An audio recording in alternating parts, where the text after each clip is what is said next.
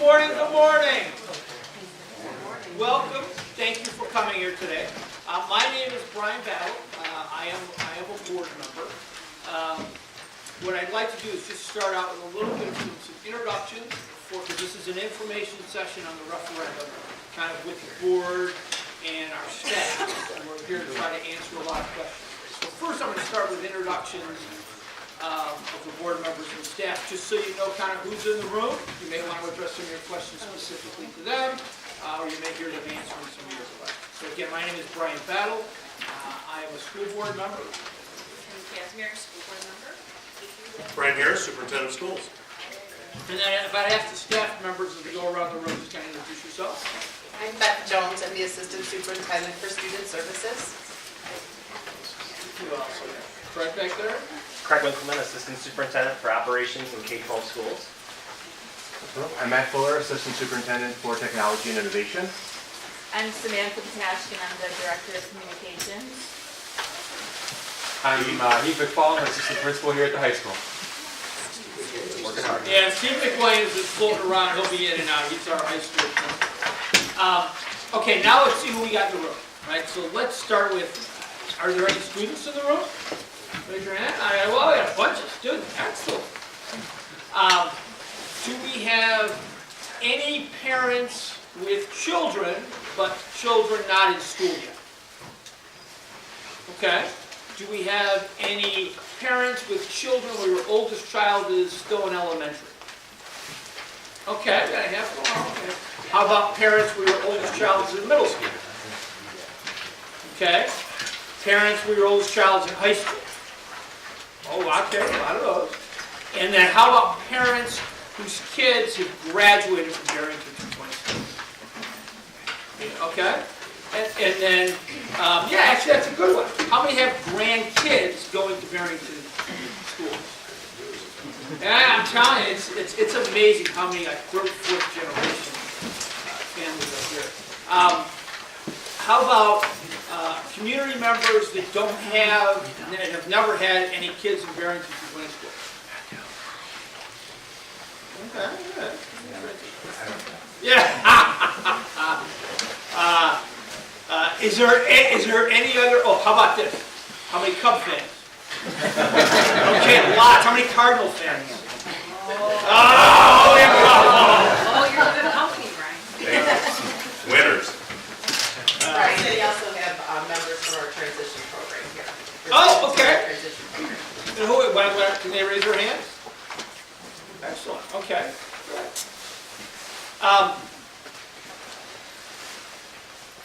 Let me start with just kind of an overall comment, just to kind of try to set the tone. And then quickly, I'm going to turn it over to Dr. Harrison. He's got a presentation. He's going to walk through probably about a 10, 15-minute presentation. Our idea is to try to get through that presentation quickly so we can get to more of a Q&A. First, this is an information session, and as board members and administrators, state law prohibits us from advocating for or against a referendum. So you're not going to hear us talk why you should or should not vote for it. Right? Today's session is really just informational. You may have questions about how we got here, the history, the board process. You may have questions about, what's on it, what's not on there, what's going to happen next if it passes. You get all those questions, and we're here to try to answer those and improve clarification. Second, one of the things that we've heard just in the last few weeks about some community members is, does this request reflect on a kind of a poor planning process on the district front, right? Or was this something that had been planned, right? The quick answer is this has been planned for a while, right? So Penny and I have been on the school board for a long time, a while. So we can remember back in the late 90s, when the district passed over $115 million of referendum to fix our building. How many, there are a lot of people in the room that remember all those referendum days? A handful, right? But not a lot, right? So back then, the community decided to do a lot of investment in schools. And we took on a lot, typically, right, in the way school taxes work, where taxes is taxpayers, right? A big part of our tax bill is just for the operations of our school, right? There's another part of our tax bill for us in 220. It represents roughly 10 to 12% of your tax bill, is to service usually 20-year bonds, right, that are used to support the buildings, right? And when the community made that big investment in the 90s, right, our tax rates kind of went up. And so, you know, for a long time we said, okay, let's just keep the tax rates the way they were. Beginning, I'd say around 2006, 7, 8, 9, 10, we started getting a lot of requests from fine arts people, athletics, some of the academics, you know, our staff, to make some adjustments, capital adjustments to our district, and to try to fix some big issues, right? I will tell you that at the time, the board was very reluctant to do that, right? We said we took on a bunch of debt in the 90s, right? The next time that we as a community will make these decisions about capital is kind of once we get towards the end of paying off all that debt, right? So we said we want to kind of push all those decisions as much as we can. And then after certainly the kind of real estate correction of 07, 08, right? I think the board's position on that was even stronger, right? Because we all, I mean, you know, we all had issues with property taxes or property values in this area. We said this is not the time to think about a referenda to address a lot of those issues. So what we need to do is just kind of anchor our expectations that once we start getting, you know, closer to 2020, right, that'll be the time for the community to weigh in again, because that's when those bonds come off, and we then have the opportunity to think about that next wave of capital investment from our community into our schools, right? So even back when we hired Brian, which was about 4 years ago, 5 years ago now? 5 years ago, right? You know, we even told him at the time, right, this is long-term, this is something that we're going to have to do. And even going back then about a couple years ago, Penny and I and the rest of the board members told Brian and his staff, now is the time to start preparing, right, for this. Because the district has never really had a kind of a comprehensive master facility, right? So we said if we're going to set priorities, if we as a community are going to set priorities, Joe, turn around and introduce yourself. Joe. Joe's another board member, and I will tell you as we get into it, you'll find out Penny and Joe have been sitting on our facilities committee that we have at the board level. And so they are intimately familiar with a lot of these plans and a lot of facilities. But kind of going back a little bit kind of in the history of that, so we tasked Brian and his staff, and I will tell you, our teaching staff does a great job, our administrative staff does a great job.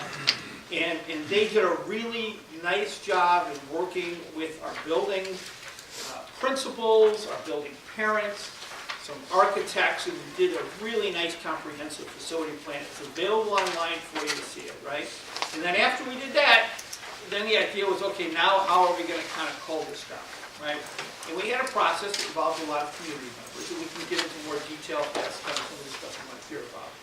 But that's kind of how we got here. And it wasn't by accident. This has been kind of a plan from the board for a long time. I would say probably, certainly since about 2008. Right? So we are anxious to kind of answer all your questions about this. We asked as people were walking in, if they have questions, kind of walking in the door, we want to know what they are. So, Craig, if I could ask you just for all of our benefit, if you could just kind of read out the questions that people have walking in the door. How long will the construction last? Yeah. What happens if this gets voted down? Mm-hmm. Is there a plan to add more gym indoor athletic space? Is the referendum phase 1 or the only one in the foreseeable future? I thought I heard that the district would be paying off previous loans, so the increase from this would be somewhat balanced.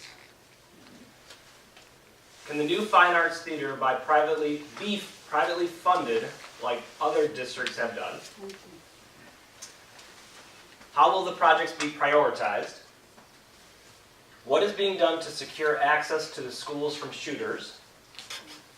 Was energy performance contracting researched as an option? And why did the referendum not include a new high school facility? So thank you all for writing very neatly. Yeah. Those are good questions, right? Some of those we could probably address during the course of the presentation, and then others are maybe be best dealt with afterwards. But any other questions people have walking in the door that were not reflected in those comments? Okay. So, I just Go have ahead. one comment. Yeah. Just to, Brian, you mentioned a lot about capital improvements and some of the things you're gonna see here.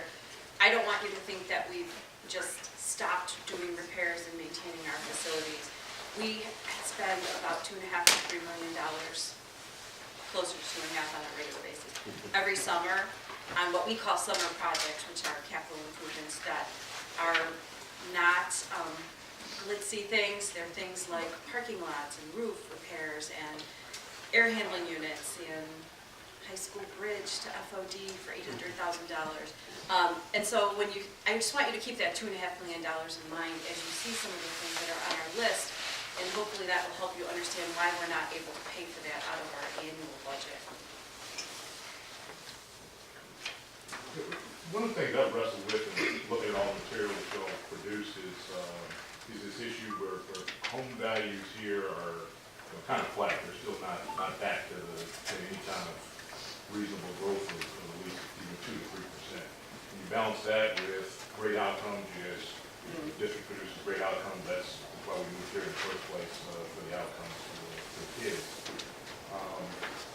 And I'm just trying to understand how much of what this is truly infrastructure necessary to keep our buildings going versus, nice to have kind of luxuries versus just core to make sure the buildings are in good order, given the underlying home values and us taxpayers that have to. Look, I think that is a great question, right? And as we go through some of the items, right? I mean, I think we'll try to emphasize why we think these are needs, right? Because the needs versus wants or wish, right, was an issue that the board struggled with. And I know the different community groups that we had look at this struggled with, right? Because remember, the whole master plan, if we were to do it all, is like $500–600 million, right? And the board, as you can imagine, said, no, we're not doing that, right? So we're going to have to try to prioritize it down to needs, right? And I think where we ended up, right, was kind of a consensus among the board and the community members that looked at it, that what's in this plan are needed, right? They're not wants. There's a lot of things in here that people really advocated for that are not within the scope of that. Things like a third middle school to relieve the overcrowding we have in the middle school. Certain elementary buildings are teetering on the edge of their expected life, right? And there were talks about trying to replace all new buildings. Right? And there's a lot of other things like that we had to kind of cut it and say, no, we need to keep within a budget. We need to identify legitimate needs, right? And so, but that is a question that as we go through some of the lists of stuff, it's a great, you could say, is this really needed and why? I think that's a great perspective. So good to circle back. Yep. So the question about previous loans coming in, Yeah. and that's my question, and you somewhat addressed that in your introduction, that there were bonds and they'll be done. They'll be done.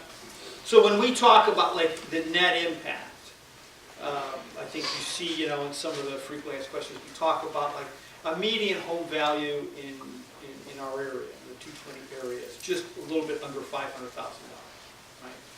And for that home, right, what we're projecting is the impact if this was to pass would be a net increase of $100, right?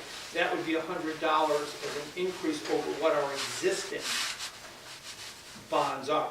If we don't reinvest through a capital bond, right, then that $500,000 home would see a reduction in their taxes of probably $700, $750. Was there a thought to borrow to keep it flat? To borrow at the same level? Yeah, it was, good, matter of fact, yeah. Which I realize from an economy perspective, if we borrowed a certain amount in the 90s, that isn't going to buy the same thing today. Yeah, right, you're absolutely right. The buying power from a construction perspective, and these guys deal with the bidding, so they've seen some of the increase. But just look at construction indexes, right? A construction dollar today is only worth about 50% of what it was in the 90s, right? So you can't do as much. And we look, if we would have come to you and asked, would you just support a no increase over what we're paying today? There were a couple key projects that were, the difference, that was 158 million, we're at 185. Am I getting okay? The difference were some key projects that we just couldn't let go. Like renovation of the middle school cafeteria. Comes back. More detail. Yeah, to their earlier question, It comes they were back to needs. the wants and needs part. So we had the big number of over 500 million, and then we had that target of what can we do for our community where there would be no change in taxes, and we weighed out the wants and needs and ended up landing on a number that was slightly higher than break even, just because of where the estimated costs would be. It's problematic in that, you know, we're at a point in our economy where, 5 years ago, when the trades weren't as busy, we were getting a lot more for our dollar than we are today, and that's just, the way the world goes around. I mean, we are trying to use as realistic a set of numbers as we can to be as transparent as possible about what we can get done.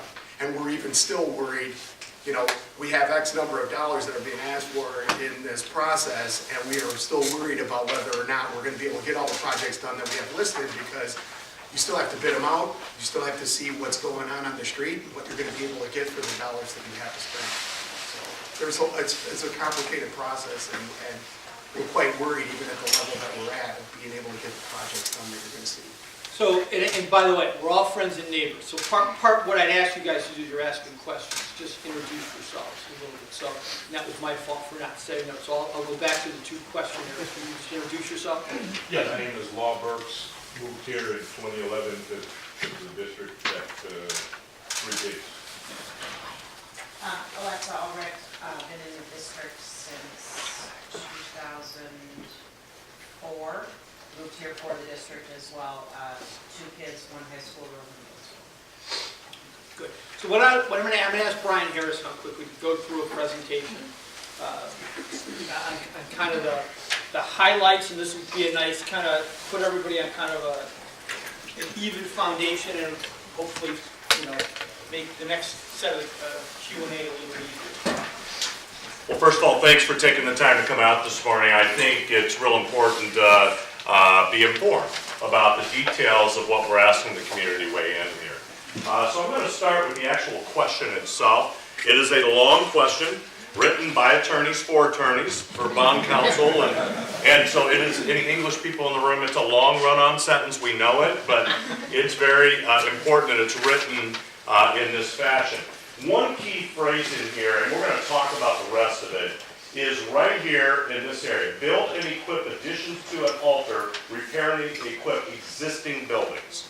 Okay? So there is no new construction, no new buildings anywhere in this plan.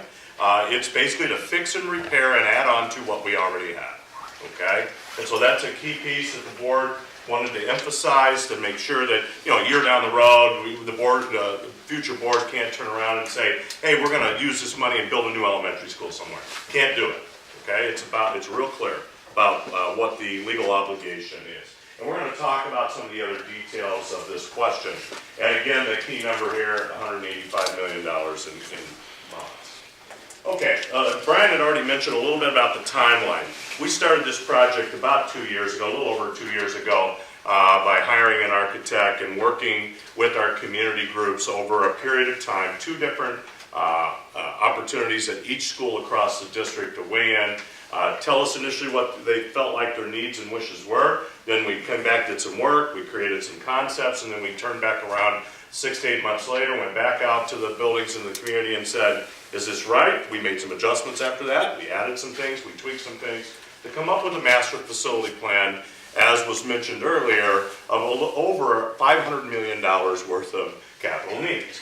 So, I mean, that was significant and obviously unrealistic to think you could do that all at one time.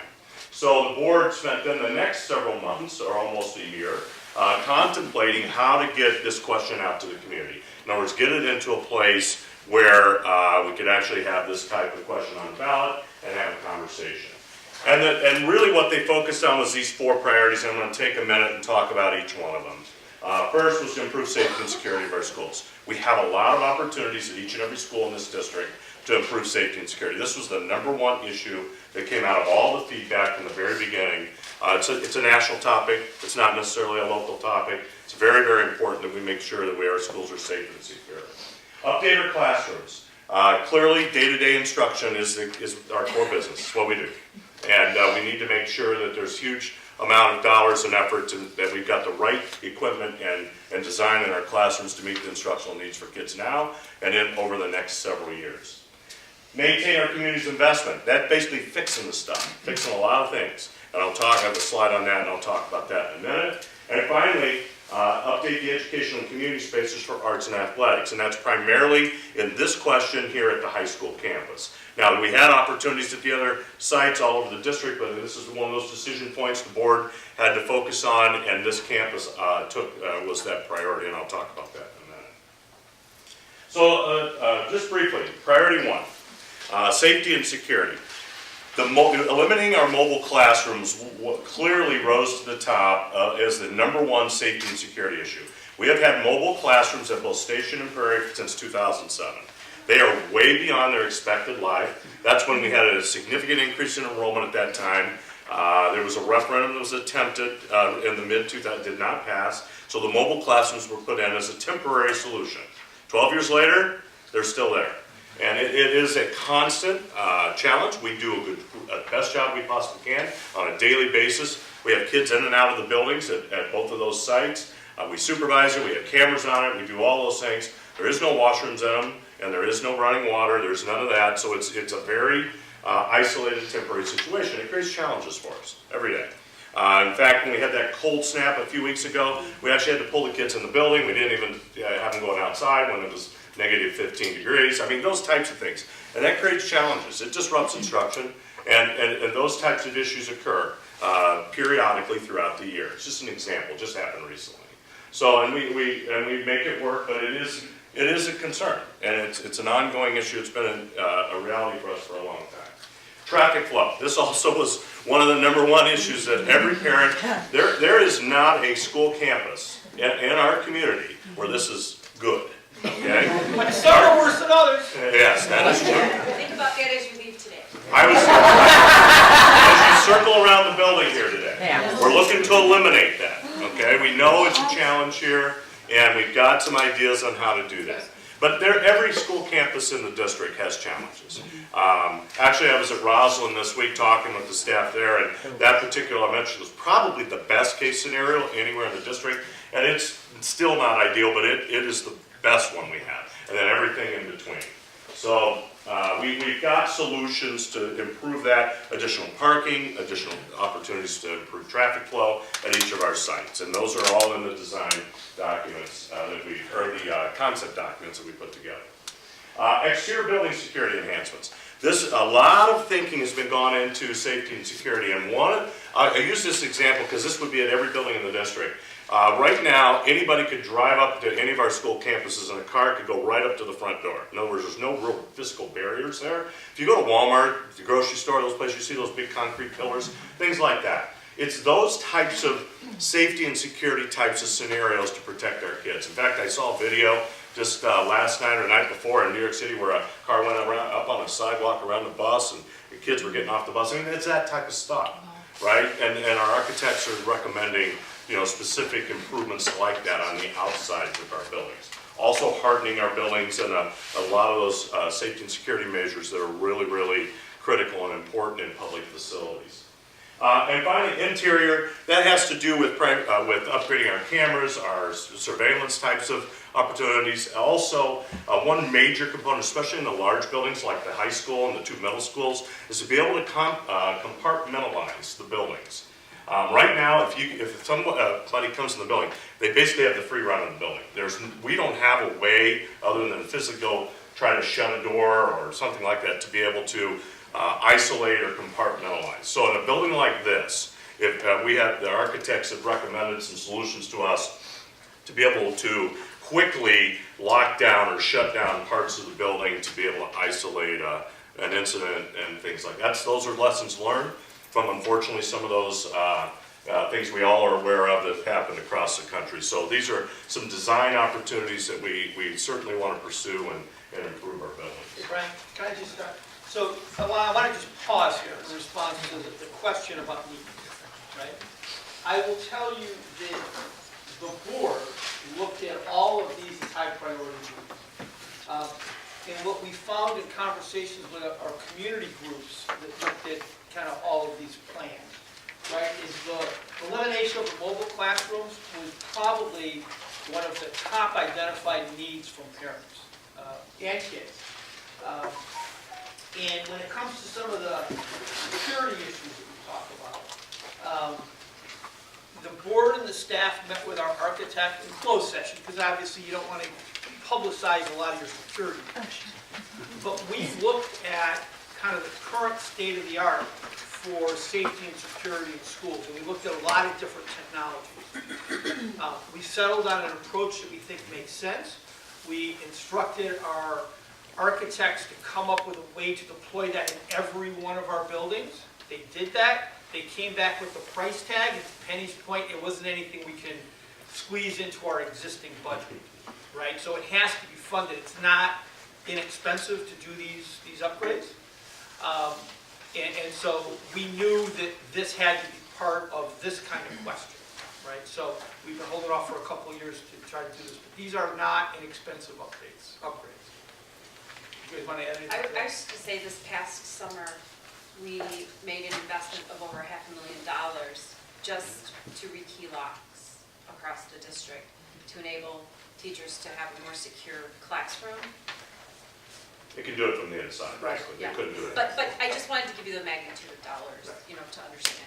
Just so everybody knows, that's not a high-tech solution. It allows you to use your key from the inside instead of having to step out into the hallway where maybe an intruder is out there and you put yourself at risk. So you can lock the door from the inside. And that was, with the number of doors we have in the district, it adds up really, really quick. So those are a couple quick examples of some of the solutions that we would like to continue to use. This also was a significant priority, is to basically have an impact on day-to-day instruction, okay? And one of the quickest ways and the most efficient ways to have immediate impact on instruction is furniture. Today, you know, we're a one-to-one district. We have devices in the hands of kids, kindergarten through 12th grade. Instruction is extremely different than it's ever been in education. And right now, what we have found in talking with our staff, and we know this, that the furniture is getting in the way of what we're trying to do. The furniture that we currently have in a high majority of our classrooms is very similar to when all of us went to school, okay? Classic desk, you look at a photo in 1950, you're gonna see the same thing in most of our rooms, not all of them. We have some sample model classrooms in each of our buildings across the district. We'd like to be able to have that in every classroom across the district because it gives teachers a significant amount of instructional flexibility to be able to quickly pivot and do the best instruction that they know is possible. I always say this, we get better in our profession. And, you know, it's like a doctor, you don't go to the same doctor you went to 20 years ago if you're still doing the same thing. We get better too. And we know there's better instructional strategies, especially with the technology and the devices that we have available for kids. Well, we need the furniture now to be able to make that happen, and make it quick adjustments and put in a large group instruction, small group instruction, individual opportunities, all those types of things. So we have a large line item in the budget for that. The next two items are specific for the elementary level. One of the programs we've recently implemented at the elementary buildings is a STEM program, science, technology, engineering, and math. And what we have basically done in each of our elementary buildings, we kind of shoehorned it in the buildings. There is no dedicated space. Some of them are in the libraries, and some of the elementary parents know this in here. Some are in the teachers' lounges. Some of them we've put into half classrooms, or we've modified some space. We've done different things. What we'd like to do when as we purchase our furniture, we want to and reorganize some of our elementary schools through this process, is have a dedicated space and be able to get it right and make sure that this program has an appropriate instructional environment. The next one is our Century classroom needs for some of our youngest learners in the district. We have a lot of kids that have special needs and circumstances to be able to have a timeout, a sensory area for therapy reasons and different things. Right now in our elementary buildings, we don't have that space. We do it in the hallways, we do it in the principal's office, we do it in the nurse's office, we do it in whatever spaces that are available. And it's challenging. And this was a huge ask and consideration from some of our parents as well as our staff. It's an ongoing issue. We have more and more unique challenges in our schools, and that certainly was an important need that we incorporated in this question. And finally, at the high school level, this was one of the questions that was back there. This is the largest classroom at the high school level for physical education and wellness. We had, as proposed in the concept, to add a large addition to the educational space at the back of the building. Currently our buildings and grounds is back there. They would be off campus. They would leave this site. We would add on back there and create an indoor educational space for physical education and wellness. Our current PE curriculum, our physical education curriculum, is a lifetime fitness curriculum. And we just don't have the appropriate spaces or enough spaces. At the high school level right now, we have PE classes hovering around 50 per class. And it's just because we don't have the space to do it. We don't have the appropriate environment, and the kids have to rotate, and it's just not appropriate. We've never, we have not added indoor educational space since 1980 in that referendum, even 2 referendum series ago. So we know it's a critical need, and it also has a dual purpose that I'll talk about in a minute, which is the co-curricular piece of it as well. So can I help go back? I'm trying to go back to the needs versus wants, just to give you a board perspective on it. The last 2 bullet points, really again, were high priorities for parents that came out of the community engagement groups, all the different community groups, in terms of supporting some of the students who need more sensory friendly environment, right? And physical education and wellness. The STEM space is obviously really important to keep our curriculum relevant in the changing times. There's changing expectations of kids these days, and creating the right spaces is good. I think where there was a really big debate on needs versus wants was in this flexible classroom furniture. One of the things the board and community learned, the people who were engaged in this process, when we went out and met with each building, teachers were already telling us about the barriers that the rows of desks were providing for how they're delivering education, right? As Brian said, instructional technology has gotten much different, so it's no longer kind of that lecture and learn thing, right? I mean, we actually did a study, our architect did a study and found out, like in one elementary building, you know, the kids weren't in their desks for like the first 5 hours of the day, right? They're more collaborative, they're in bigger groups. So if you look at our master plan, every building has actually structural changes to create more diverse learning spaces, right? That fit the learning styles of kids. The problem we had is that was really expensive, right? So while we wanted it, right, we had to kind of pare it back to what can we afford and what do we need. The compromise was to focus on less structural changes in the building, but over time starting to change out the furniture configurations within the classroom that would allow our teachers to support how they want to deliver education to the kids. So this was actually a really big needs versus want conversation that we had. And we settled on less structural changes and creating more flexibility for the teachers in the classroom. If I could just add 2 specific examples. If you have high schoolers and have gone back to school night, you may see that some of the teachers have put tennis balls on the bottom of the desks and chairs. And that's because, there's a finite amount of time at the high school. The kids change classes, the bell rings. If a teacher wants them, the desks to be configured in a different way. They weren't able to do that because they were so noisy that they would disrupt other classrooms, so that's why the tennis balls are there. This would be, I thought about this, when we slid over here, that's what we're trying to do in the classrooms, that's what the teachers have asked for. At Roslyn, one of the teachers at one of the nights that we were doing with the architect said that she's brought in her grandmother's dining room table because she needed a large place for kids to collaborate. And so that was causing some trouble in her class with those desks that were in rows, and that she really wanted this new furniture. Yeah, these are examples, and there's more. At the middle school level, I was in a classroom at Prairie a few weeks ago, and basically they pushed all the furniture to the side. And they just create environments, the teachers work around it right now, and they're doing their best to do it, but they know it's a big challenge.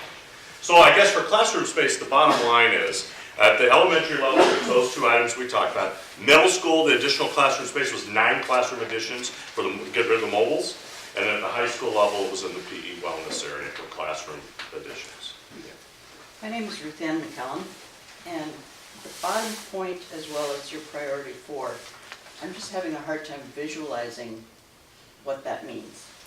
When you talk about lifetime fitness and that kind of thing, what are you talking about? We're talking about our curriculum right now at the high school level. Well, it's at all levels. It's across but specifically where the capital request here at the high school level. It's for kids to pay attention to individual fitness needs. You know, we use heart rate monitors. They monitor their own fitness. It's about being healthy and well. It's a lot of us probably experienced PE was more roll out the ball, team sport type stuff. That still goes on. I'm not saying it doesn't, but it's a much less part of the curriculum. It's more about how do I, as a healthy human being, be able to not only have mental wellness, but also physical wellness and take care of myself. And we spend a significant amount of time in our curriculum now focusing on that. So, and right now, our educational spaces were not built or designed for that purpose. So what we'd like to do is to be able to create station rotation opportunities, be able to allow kids to make choices on their own cardio work and things like that. So right now we kind of shoehorn it in, it's challenging, but we know in our design work, if we get this opportunity, we're going to create more of a space that's going to meet our curriculum needs. Hopefully, I can talk with you individually, but that's essentially it. I just need a picture. Yeah, exactly. So anyway, let's move on here, and I certainly can answer questions. Quick? Yeah, quick question. I'm hearing that middle school enrollment is dropping at one of them. That's always, it always changes. Do we anticipate that the need for mobile classrooms would just go away on its own? No. Okay, that's fine. The quick answer is no. All right, you're right. Right now, we have had a little bit of a dip, but we had that dip at the elementary level a few years ago, and that dip's kind of rolling through the system. It was actually a direct reflection of the economy in the late 2000s. People had less kids, and so therefore it saw it in our community. Overall, though, we've done a demographic study. Our enrollment's flat. It kind of goes like this, but we don't see any significant increases. We don't see any significant decreases in the years out. Okay. Yeah. Even in addition to the 6 classrooms that exist at both middle schools, that helped lessen the amount of teachers that were rotating to classrooms to deliver instruction. But even now with the 6, we still have teachers that rotate to classrooms throughout the day. We're at about a 95% utilization at that building. It's pretty significant. Meaning we've got education going on in spaces that weren't intended or designed for that purpose. My name's Martha Bowling, Miss I had 4 kids, those are still have students in high school. With regards to the gym spaces, and we're talking again about enrollment, and you said that the gym spaces here haven't been updated since the 80s. My understanding was back at that time, there were about 2,200 students at this school. There was. We've had an increase of about 1,000 students. About 3,000. That's right. So we're trying to shoehorn 40% more kids into this. There's not enough room for them. And I would imagine that across the district, we're looking at 30–40% of kids trying to fit into spaces that just they're not enough. Especially at the middle school level, as I've already explained. We may be stagnant over the last 10–15 years, but compared to when a lot of these structures were built, there's not enough. That is correct, and that's part of the work. Yeah. That's an awesome analysis. So when you look, and in fact, when our athletic director came and spoke to a bunch of parents, we've had these kinds of meetings going on for 2 years. That's one of the things we try to bring up, is our enrollment's gone up significantly. PE requirements at the state level have gone up significantly, where now kids have to take PE. And, so the class restrictions are also higher, and we have more kids going through, where before PE might have been optional. And so, yeah, the usage is significant, the number of kids is significant, and at the middle school, even if the enrollment dips a little bit, those buildings, like Brian said, typically you want about 80% usage is like the max. We're at 95% usage, so we're using, closets and hallways to do things where, that's not what it was really designed to do. So that's kind of why we're trying to address a lot of these things. And when you have mobile classrooms, the common areas, the library, the cafeteria, the gym space, those are the ones that you don't change and you just push it in. So those common spaces, hallways, those are where when you put mobiles out, they're temporary solutions. 12 years later, it continues to have a significant impact on those spaces. So we can come back to this. Let's kind of finish up here and then a couple other key points. Okay, this one here is pretty straightforward. Basically, this is fix and repair the things that you don't see a lot. You might feel it, you may see it, you may hear it. This is nearly $80 million out of the 185 is in this bucket right here. Okay, it's significant. Deferred maintenance, fix and repair, identified issues. Some of it's structural things, some of it is roofs, plumbing, electrical, HVAC. That picture right there is the roof of Prairie. Okay? So there are 16 air handling units on the station's roof. One of them is $250,000 to repair. We dealt with that in our budget, our summer projects budget a couple years ago. Yeah, exactly. And I put this picture of Prairie on here in particular. That is the roof of Prairie. Prairie was built in 91, opened in 92. Considered one of the newer buildings in the district. It's coming up on 30 years old. I own a 30-year-old home. I know what I've done in a 30-year-old home. I've replaced the furnace, the driveway, my roof, all this stuff in the last 5 years. I mean, probably a lot of you, if you've been there or you're currently there, you know what I'm talking about.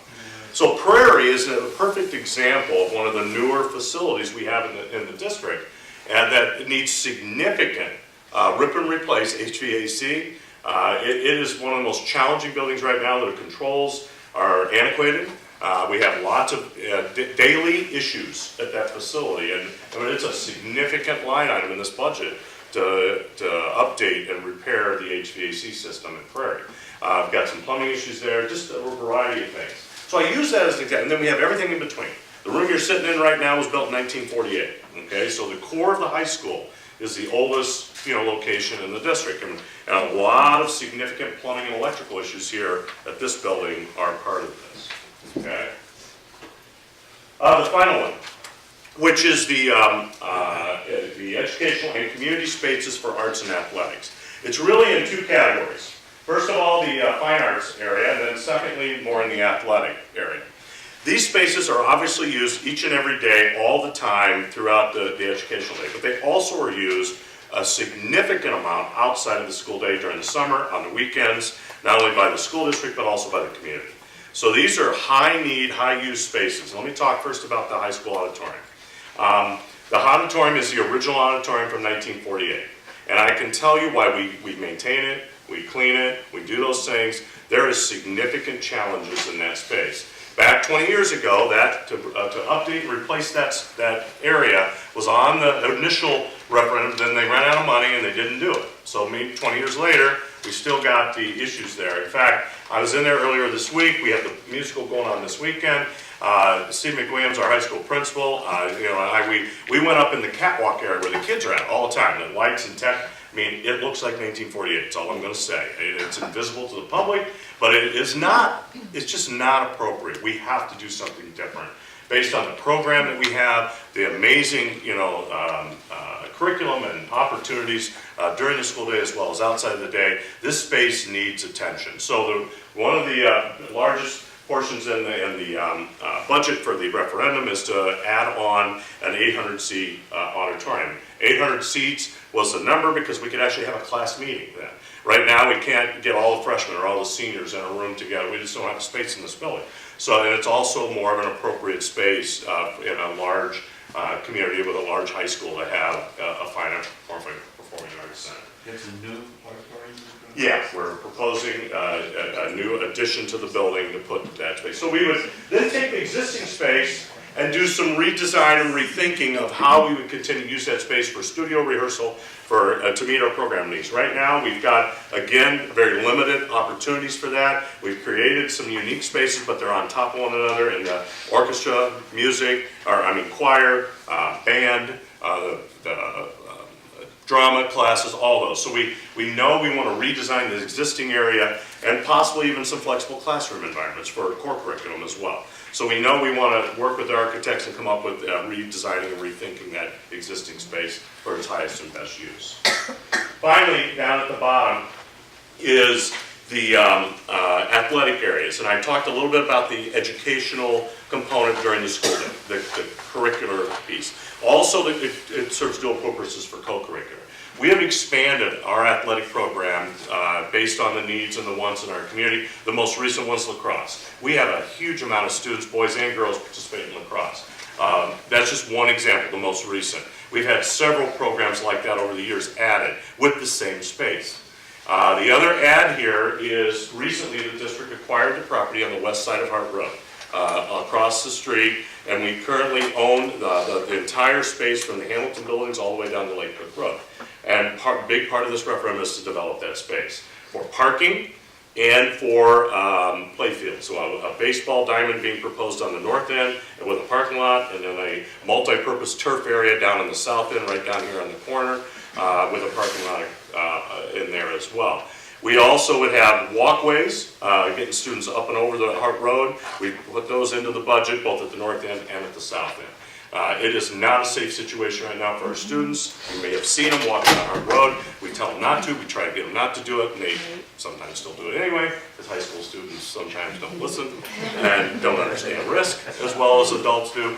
But therefore, we know that, and we try hard. We know we've got to come up with a better solution for pedestrian activity around that space. So this is a big part, a real important piece. Adding, but we also are looking at significant renovations in our current spaces. Field of Dreams. Everybody in here has probably at one point or another had their kids use those fields. That space was built and designed by the community in the late 80s, early 90s.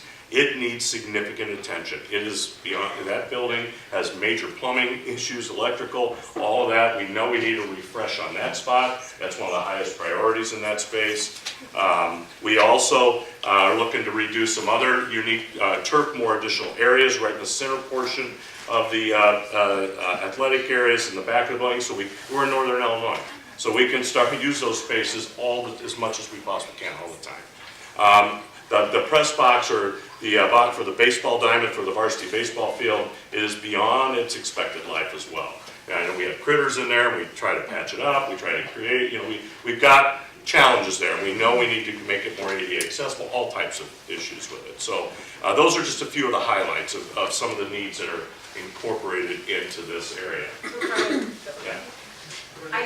You focus a lot about the educational side of this, but when we looked at how many times the auditorium is used a year, it was over 1,100 times.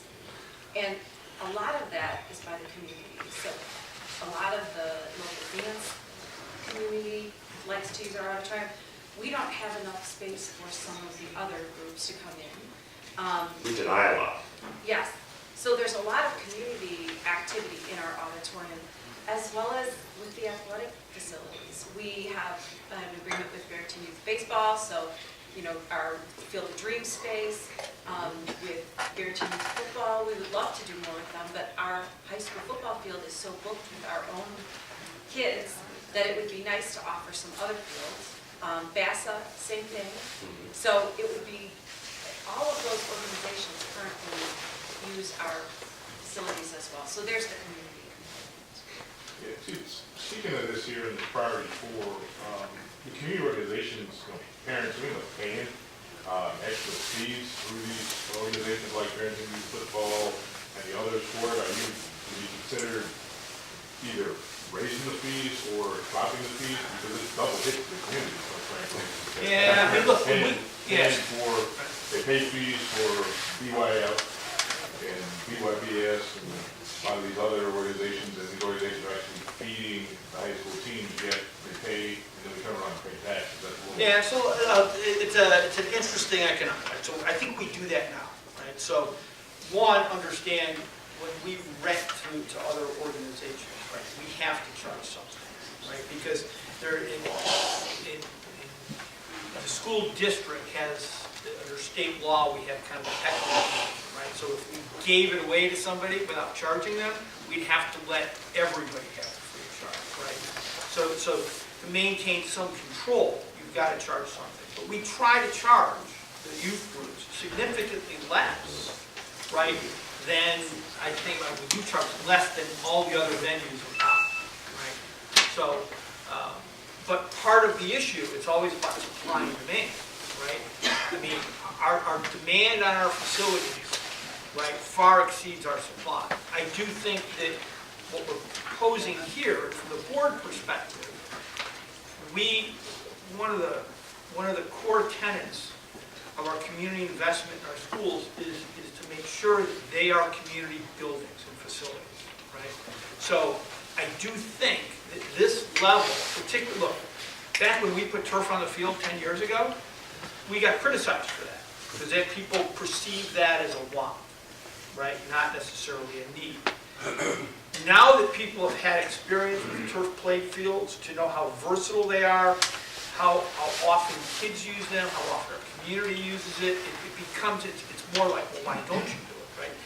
If we did some of this stuff, I do think that our availability to the community would enable us to probably even cut those fees even lower, right?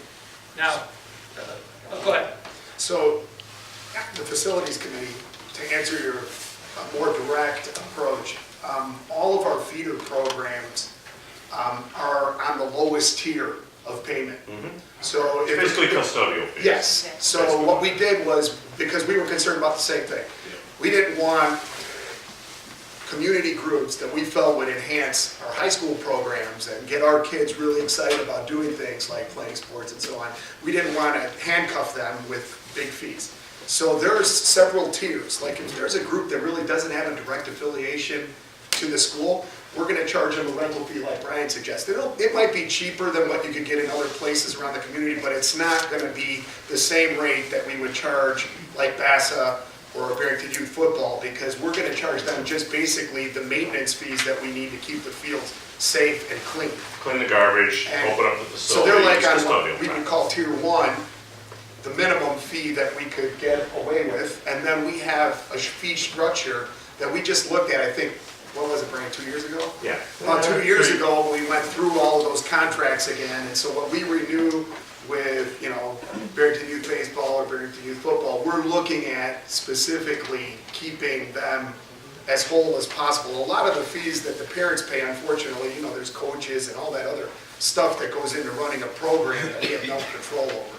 The field itself, I think, we do a good job of keeping extremely reasonable. Well, that's important. I mean, just if Barrington Youth Football is 600 kids, it's $150,000 budget to run it, and our biggest expense is paying the high school and the park district for use of field that we pay taxes for to have it. So that's But so let's just back up again, go back to the needs versus wants, right? And this is an area that I'm sure a lot of people would look at and say, how did you balance needs versus wants? Right? So on the auditorium side, I will tell you, again, in all of the different reviews, with all the different community groups, this actually came out near the top all the time, right?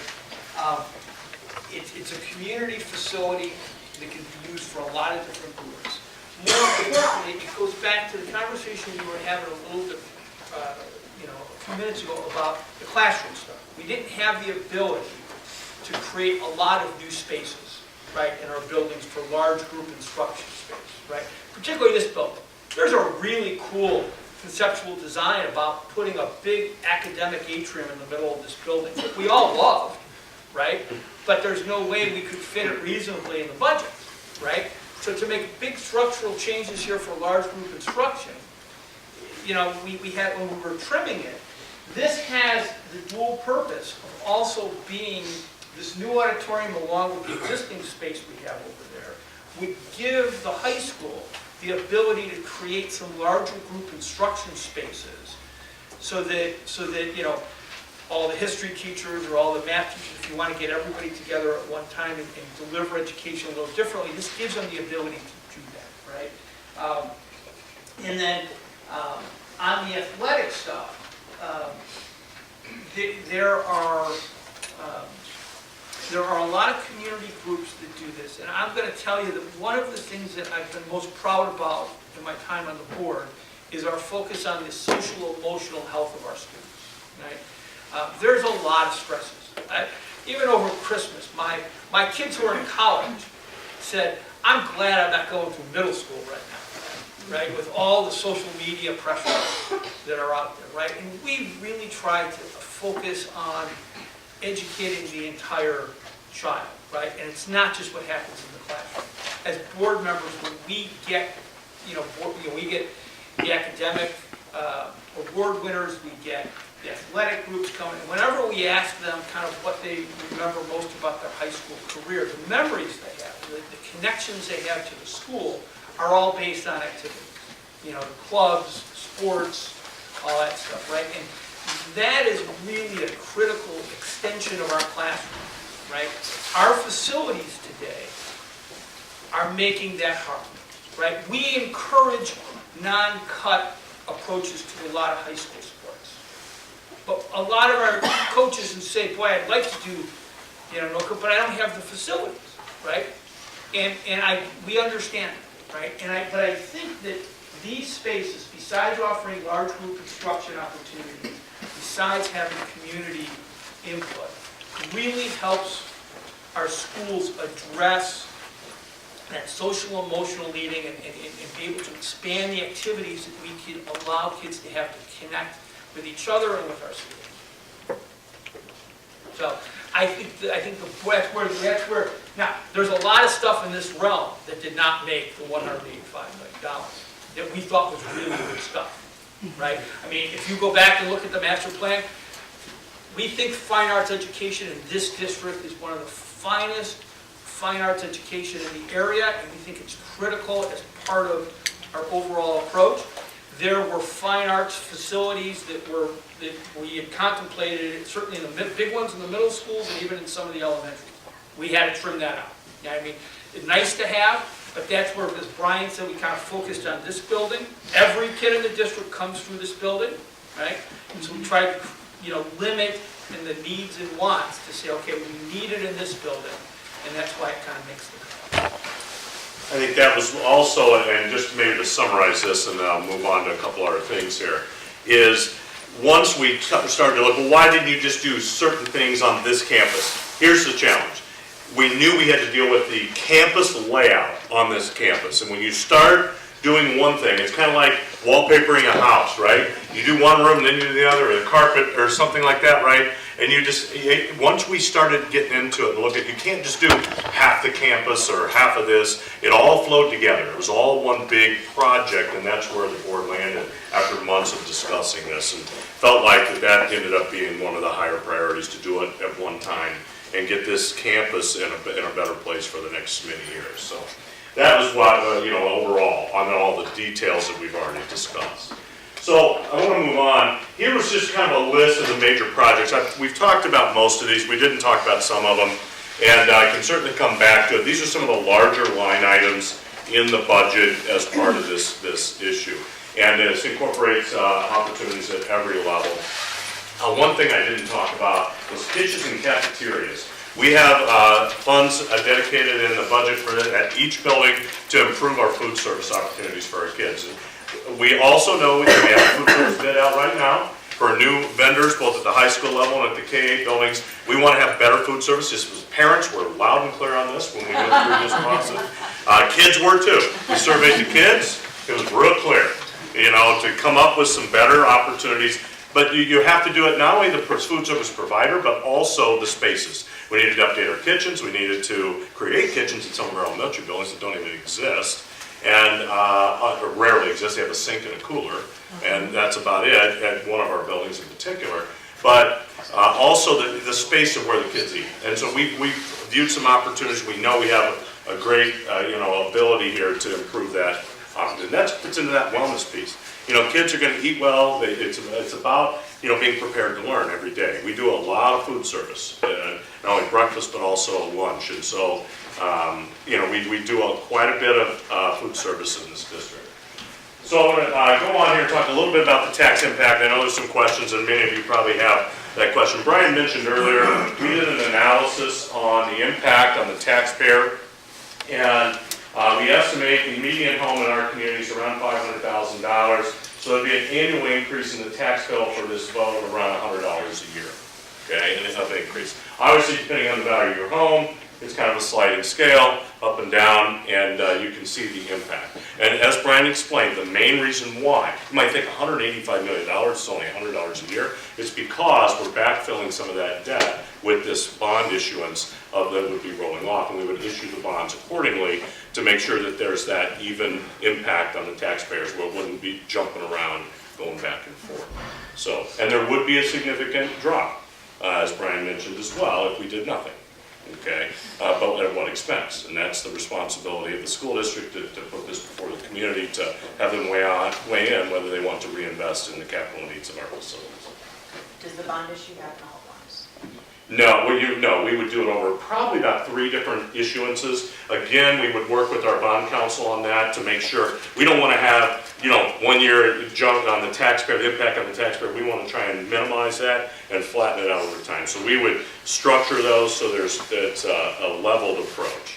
Okay, and it's consistent. It's like a mortgage. You know, it's on your home type of thing. It's the same type of concept. Okay. If I could just jump in real quick. The board formed a referendum advisory committee. We had over 50 representatives of the community. They spent 4 evenings kind of going through this in detail.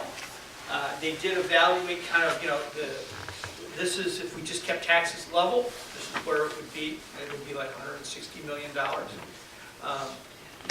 When they struggled with the needs versus wants question, they said, well, a lot of us believe, like 60% of them believe that the needs were greater. The $100 came from that group. They were the ones to say, if you were going to increase taxes, right, we think the community can tolerate this level of increase, but not more. So that's then what kind of serves to kind of further define kind of which needs we can meet and which ones we couldn't.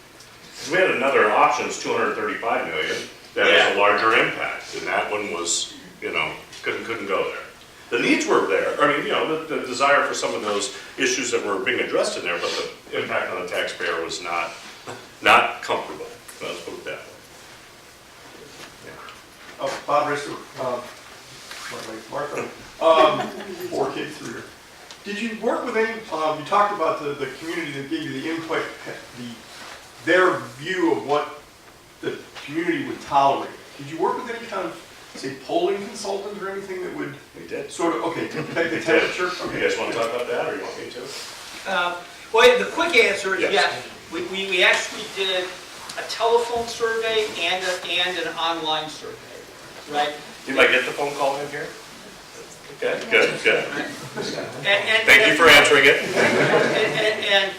And they asked a series of questions, right, to try to get at what priorities, you know, the respondents had and what their tolerance was for kind of the monetary impact of this, right? And we actually shared some of that with the community group who was coming out around the same time.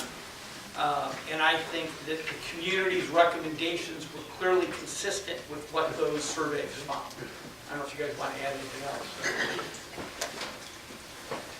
Next slide here, this kind of breaks it down. Some people this resonates with, it's more of a daily impact. Sometimes it's kind of hard to understand that annual impact. So you can see if you break this down on a weekly or a monthly or a daily basis of what the impact to the taxpayers in the community. This slide here is one that is very important for the community to be aware of. This was the 2017 tax rates in all of the surrounding districts in the northwest and western suburban area. And what, in other words, what your property, the rate of how the delivering district assesses and impacts, assesses the tax rate on your property, okay? Now, it doesn't say you don't have high tax bills. We know that, okay? Because the value of the property is also the other factor in it. It's the value times the rate. In this community, we have the lowest tax rate of any of the districts around that we compare ourselves to. And the way this chart's set up, there are some unit districts like us, which are K-12. In here, you'll see Lake Zurich, Naperville, St. Charles, and you can see those. Those are K-12 districts just like us.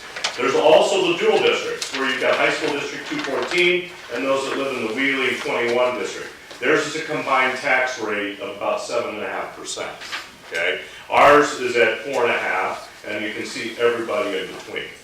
Even if this bond issue passes, it will only raise it to 4.619. We will still be the lowest on this list, even with this passes. So the actual rate that your property is assessed on for the school district, it's an all-in rate. That's the ed fund plus the capital bond issues. That's where it would sit. So, and actually Elmhurst, the one that's the closest there to us, they passed a bond issue back in November of $140 million. They're going to jump up a little bit there as well, and if we did this next time.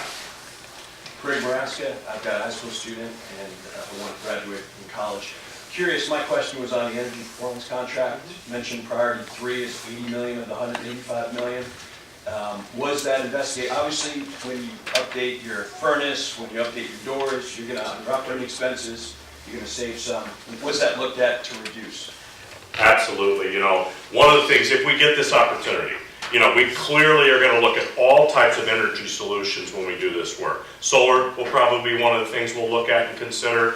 We'll be looking at all types of green opportunities. We'll look at highly efficient new ways to be able to, the boilers and some of those opportunities, we know we have operational dollars that we're going to be able to save just by updating. You know, I talked about at Prairie, you know, the manual. It's a pneumatic system, if you know a lot about it.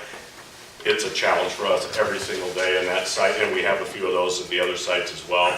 So we know we've got, with the digital technology, this stuff just gets better and easier. We know we're going to realize, it's hard to put a number on it, but we know we're going to realize some operational annual savings in our O&M budget, operating and maintenance budget on an annual basis, just by updating the equipment.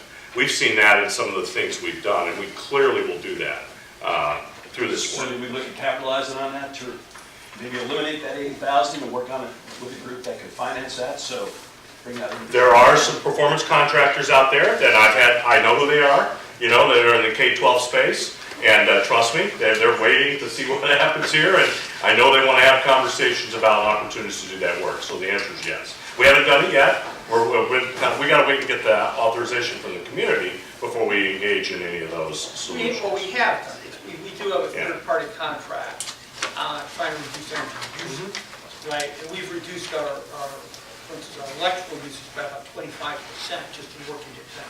That's just adult behavior and set points, you know. That's one thing.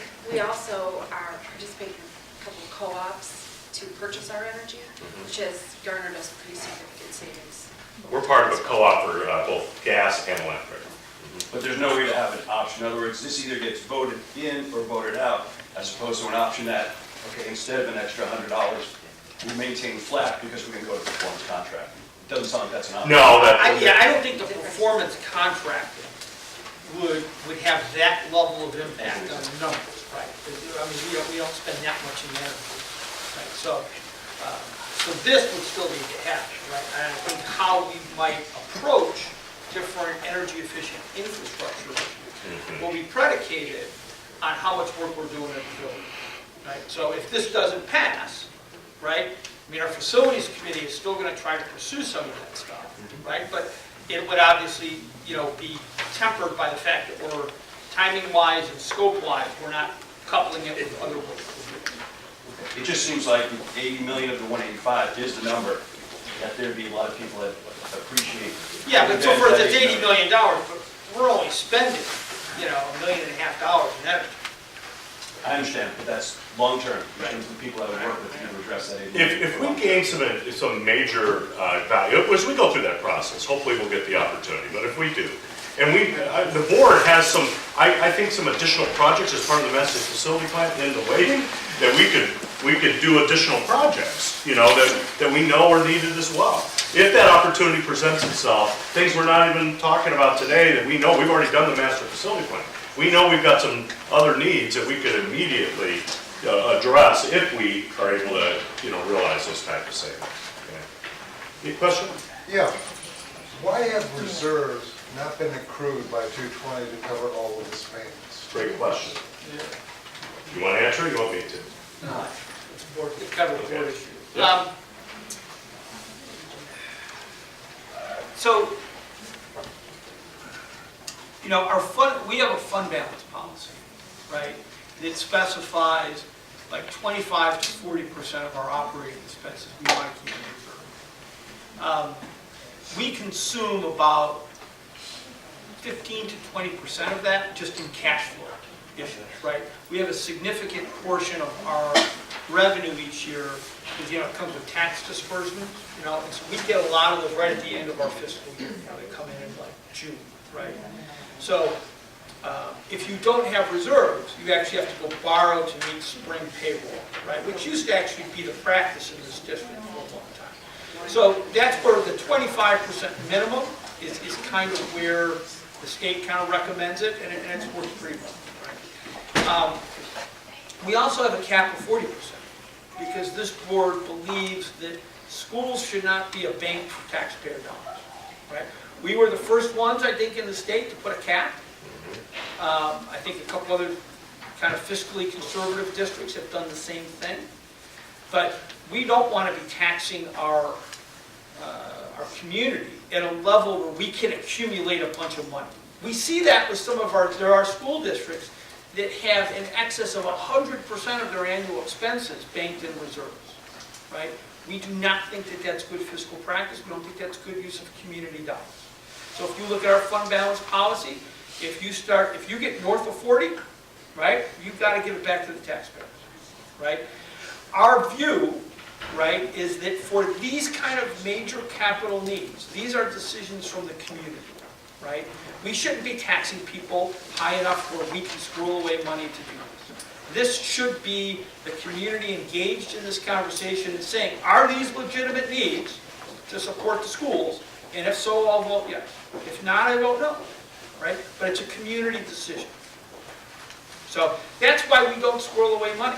We think it should be a community decision, not a board decision. And we also have the low tax rate. Some of these other districts up here, they do have those higher fund balance, or they do. And they do capital projects, they save up over a period of years and they do them without the community, approval. They do it. I know they do it. It's a strategy we've chosen not to do that here. And that's been a board decision over time.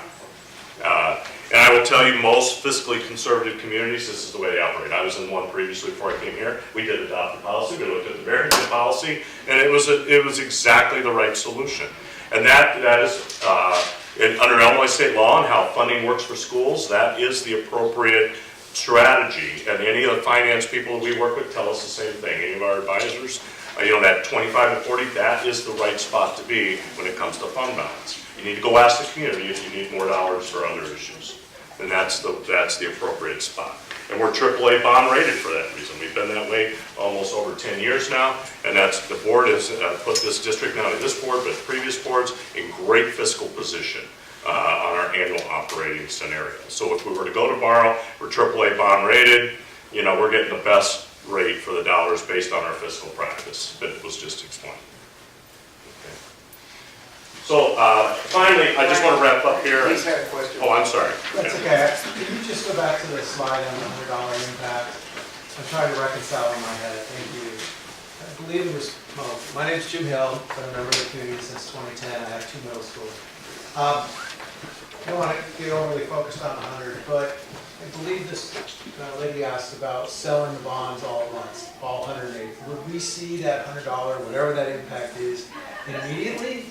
Or is that for phase one only, so we sell 100 million worth of bonds, then we come back and sell another 80 million, and then there's another impact? Is that, can you Good explain that, please? So, yeah, look, the way I would explain it is, I mean, the quick answer to your question, I think you would, my guess is, you would see all of it. But let me explain. Okay.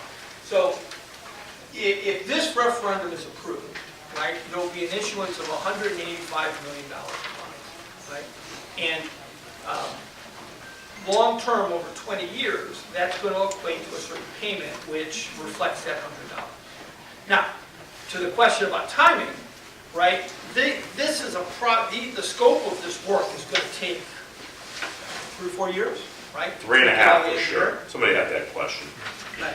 So there's a lot of work to do, right? And so one approach, right, would be you're going to borrow your money kind of when you need it, right?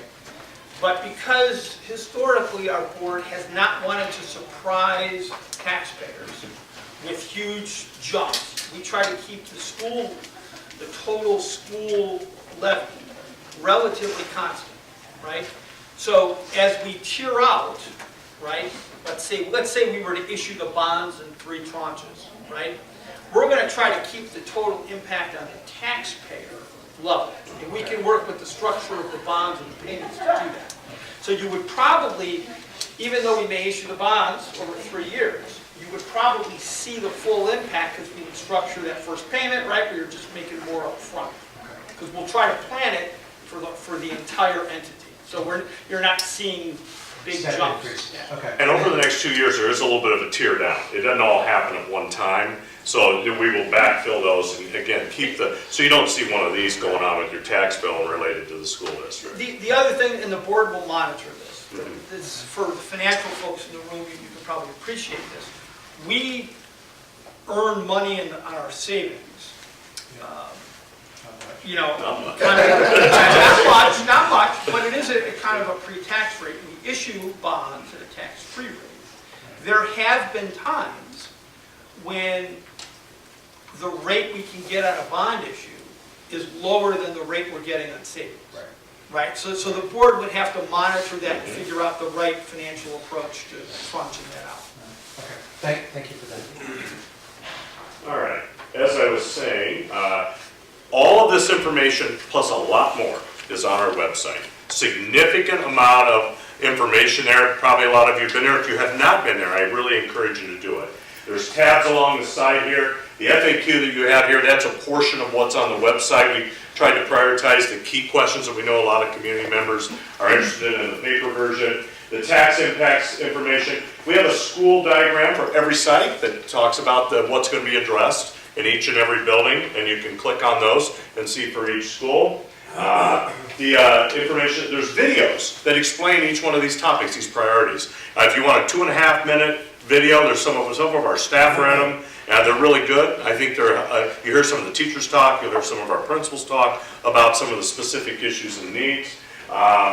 The voting areas, ask a question. If there's something on there that comes up a week from now and you think, I really wish I would have said this, put it on there. Craig Winkleman is on the other end of that. He gets it immediately to his email box and he will flip it around. We've already had at least 15 people over the last several days start to ask questions. That's great. And we want to get back to people. That's the quickest way to do it if you want to get an answer. Okay, if something that may not be clear, something that you can't find, or whatever information you need there. And also the actual master facility plan is linked there as well. The entire 600 million, 500, whatever it is, projects that we looked at as part of the plan. We do have additional sessions coming up. A week from Monday during the day at Prairie, and a week from a week from Wednesday at Station in the evening. So we'll talk about the whole plan. It's just we picked these 3 buildings and larger facilities to have these meetings. So that's all I have as far as the forum. We certainly have more time here for Q&A. I think we addressed a lot of those back there, but I don't know if there was one that maybe somebody put up there we didn't. Yeah, could somebody who's back there, Heath or Steve, you guys go through those questions. Let's make sure we get through them. Jim McGrath, specifically, I asked a question about what's being done, or maybe it's already in place, to secure access to the schools from these shooters? Yeah, It's a great question. it is, right, it's a hard question to answer completely, right, because we shouldn't be giving away a lot of our security. Right? I will tell you philosophically, security experts that we've talked to, right, have said philosophically, you need to think about security for your students, not outside in, but inside out, right? So a lot of our security solutions are based on dealing with safety in classrooms and protecting kids in classrooms, right? There's obviously hard shell. We've got, security. We lock the doors. We do all that stuff. We've got drills that we run. We coordinate with our local first responders, police, fire, whatever.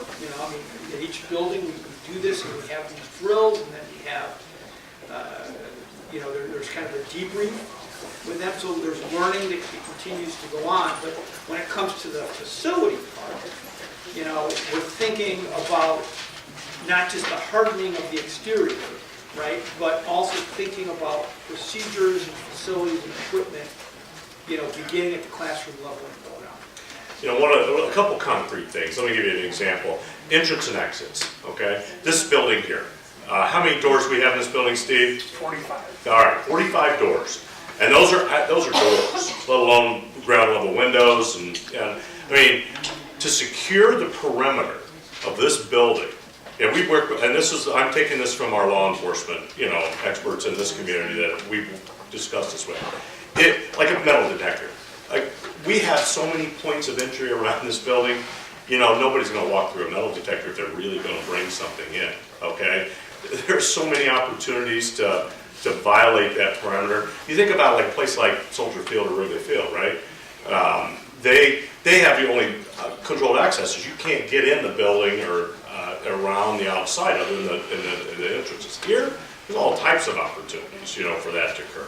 So what we really tried to do is focus on more some of these other ways to secure perimeters instead of having a single entry point for 3,000 kids and for 300 staff to come in every single day. And it's not feasible, for that to occur, we believe, in working with our security people. What we do believe is to create the obvious thing, in some of our buildings it's really good, some of them not so good, is to have a man trap. Where you have a security protocol, you go through it to buzz in, we've got a video on it, all those. Like this building, we don't have that here. High school, we don't have that. We station individuals out front, we've got some of that, we've got cameras all over the place, but we don't have a man trap into this facility during the school day. We don't have it, we need it, and it's a big part of what we're gonna do with the front entrance of this building. You go to the most recent, the ELC is our newest building in the district, right? We designed it that way. If you go to that facility, Prairie's another one that has a real good station, has a real good situation. You can't get in that building unless you're going through a few protocols. One of our elementary buildings, Grove, is not real good. We need to do some work with that scenario. So we've got kind of a spectrum here. So we've identified all these things, and anywhere we can make capital improvements are included in this budget. Yes. Leah Culture-Lazari. I have 3 kids that have gone K through 12, one's out. So if the referendum wouldn't pass, how will the district pay for these things like the furnaces, the roofs, the parking lots? Like, what would happen?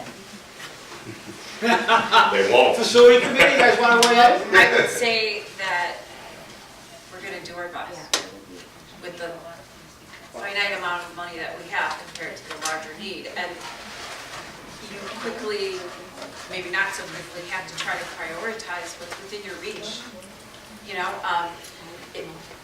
I mentioned the bridge from FOD to the high school.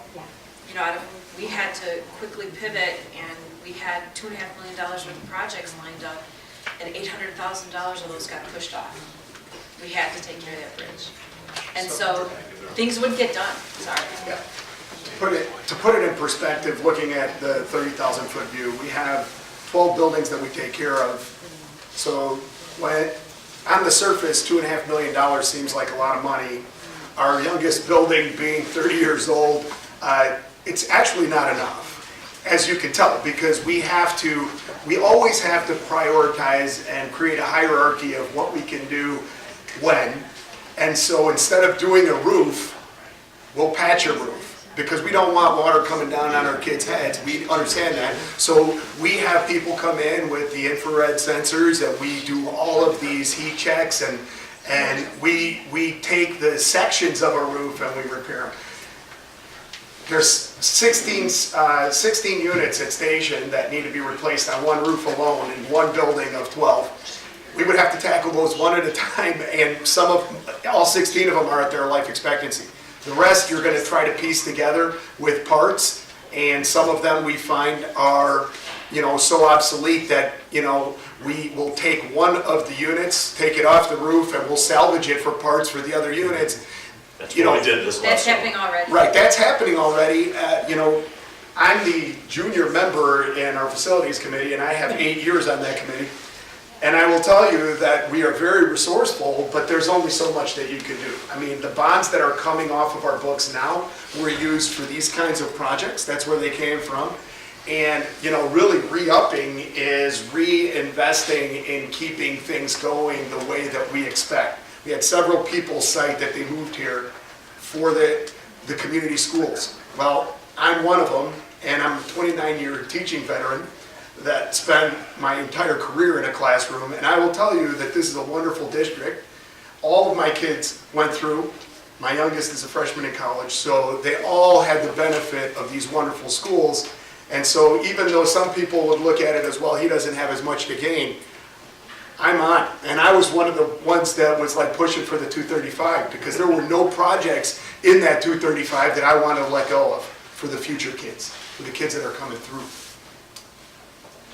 One thing that you didn't mention, and I may have missed this in previous press releases, et cetera, is I know recently the district purchased the building across the street from the high school for the offices. And if anyone in this room has not been to the district offices currently, you will know why they moved. It's a power. Thank you for acknowledging that. I had no idea. Thank you. I don't know where I they have are. to tell you, Wow. That's my office, by the way. When these guys were looking at dealing with some of the maintenance issues, including the windows on that James Street building, and we realized that like replacing the windows was almost more than the building was worth, that's when we said, okay, we gotta stop. So where does that purchase, and I'm sure that building needs some renovation, update. Which is going on right now. Redesign to become a district office building. How's that been funded, and is any of that part of the referendum? It is not part of the referendum. It's funded by a balance we have for capital projects, right? So, and this is probably, this actually is an interesting point to get to, right? So when we have we have operating funds, right? And then we have a capital projects fund. Okay. The money that's in our capital projects fund can only be used for capital spending, right? So we have a little bit of balance in there, because we part of what we think is prudent planning, right? For the school district is every once in a while there's going to be a real estate opportunity that comes up, whether it's land by a school or for this administrative need that you want to do. I think the balance in there right now is about $7 or $8 million, just for kind of these kind of projects. Yeah. So we use those fund dollars, right, for purchase and renovations. And the money that's raised in the $185 million referendum, those will be capital bonds. They cannot be used for any operating expenses by law, right? So we can only use those funds for the capital purposes that we articulated in that question. Right? By law, we're limited to that. And they can't be used for anything at the administrative center either. No, it's not part of it. Because of the way the questions. So that capital projects fund, the money gets in there in a couple different ways. Let's say when we run our annual budget and we have a couple $100,000 in the year left over, then it would go, more typically, you have a choice, but it would typically go into there, we put it in there for, or we get impact fees from the community when there's new construction, All of our villages charge impact fees. You know, when that comes, that's for capital, and we have to put it in that account and only use for that purpose. So over a period of time, anytime there's new houses built or new construction, we get those fees, and then we put it in there, and we use it for opportunities and improvement. So that's what it's for. I think it's important to note too, that $7 or $8 million is the accumulation of many years. 15 years, 20 of years. accumulation. It didn't happen over the last 2 or 3 years. There's a question in the back and then. Okay. I'm Cynthia Curran. I lived in the district for 13 years. I have one daughter who's a sophomore. But I want to point out kind of what you were saying. Let's face it. That's why I moved here, is because of school district. Why not keep it up? To me, you're not asking that much money. I was kind of hoping to see some sort of blueprint on all the enhancements you want to make. I was thinking that was going to be here today, but maybe you don't have that because you waiting for the approval, or do you have that yet? Well, we have concepts. Yeah, so Okay. if you were to go on the website that Brian Okay. had referenced, there's a schools tab there. If you go there, for each building, you'll see kind of the conceptual design of what it would look like with the improvements and a list of all the improvements for that building. We don't have the exact design work though, because that's included. We gotta have the money to be able to engage an architect, to be able to, so we don't do that. We don't spend that up front thinking the community's gonna approve it. That's built into the cost here. Okay. To do the actual design. I don't know, is it easy to put the website up here? I mean, Maybe. no, but I mean, This this is is a a slide. presentation. I'll do that, go ahead. If you're gonna go to the high school, just so we can just show I will. conceptually what it is. Can we take a question? Yeah. You started off by, again, Bob Risser, we've been here since 2006, and I echo the sentiment, we moved here for the school, so it's like everybody else, and pay it forward.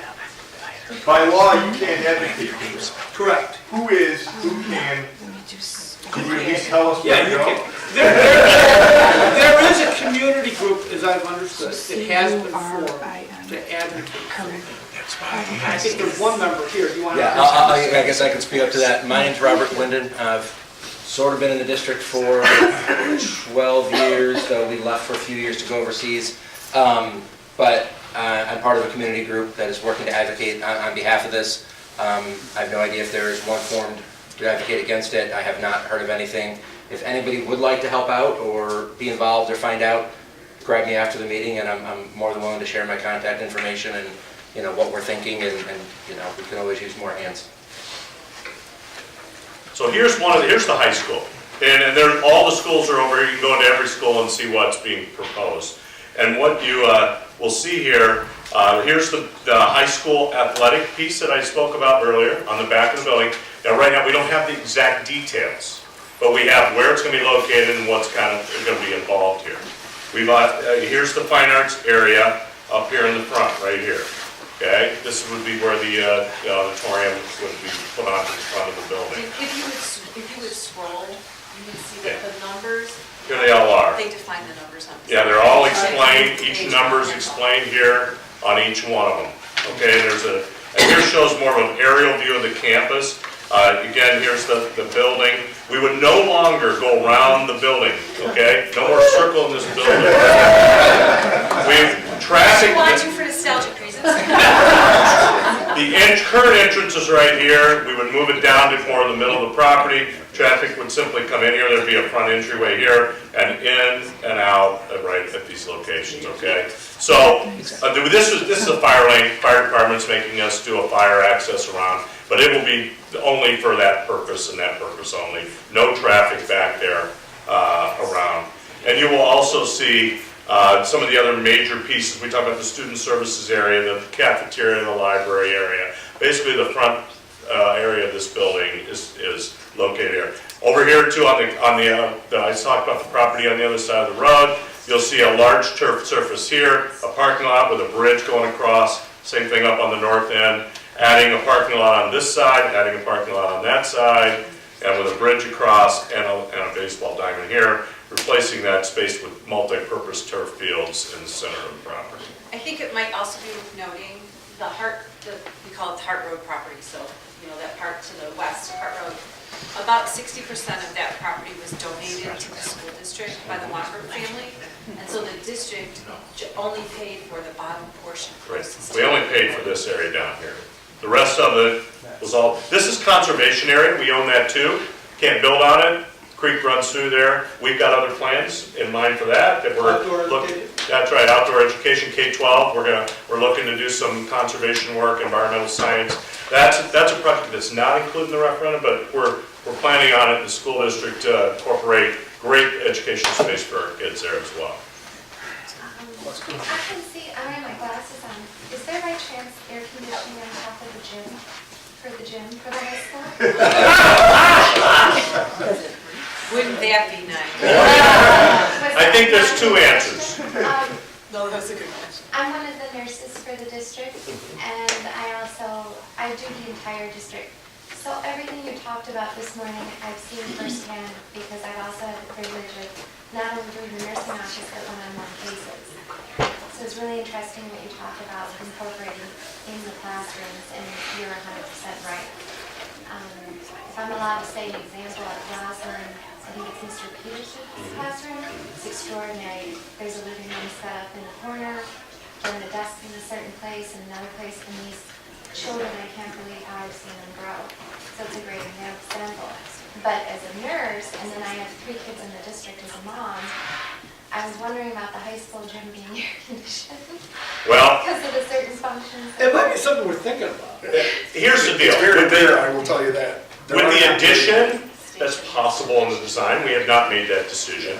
We did not put dollars here for the rest of the existing facilities. However, we could consider, it will depend on the budget, right? When we start to take a look at it all.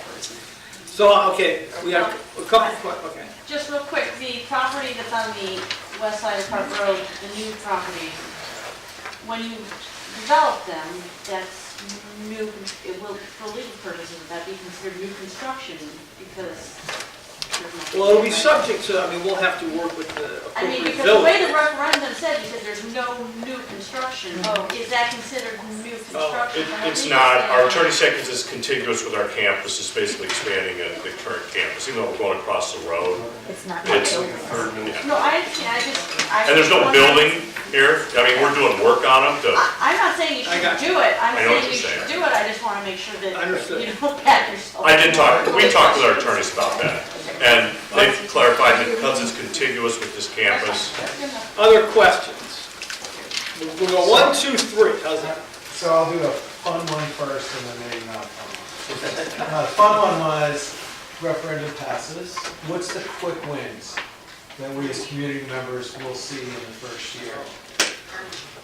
Furniture for sure. That's the easiest thing, because that we can get right away. The teachers will be involved in those decisions, principals, and we'll flip that around really quick, because that will be used no matter what we do in any of the buildings. We can always move furniture around, right? So, furniture for sure. And that'll have the quickest impact on instruction, no doubt. The rest of it, we're gonna have to enlist our experts to help us make those decisions. And then, the challenge we have is that we are fully staffed and inhabited 9 months out of the year. So we're gonna have to, the board will then have to consider their advice and figure out how to schedule. No, I just want, like I said, what's the quick win that we Yep. should be able to see and our students can come back and tell us about? And we can smile and say, yeah. So mobiles being a blessing and a curse. Yep. The fact that we have those mobiles, we can actually move them. So if we do need help at the high school in terms of additional classroom space, when we're done at the middle school, we could use them here temporarily while we're renovating here. My son was here when the high school was still being renovated in the Early 2000s. dark ages. And that's what they did. Okay. You got a hard one too, or? So the not as fun one is, I want to pick up a little bit of this lady's question. I'm looking really closely at the language of the referendum. And Brian, in your slides, Dr. Harris, in your slides, I assume everything's been properly vetted, but there are a couple points in that 4th section where it says new. So They're additions.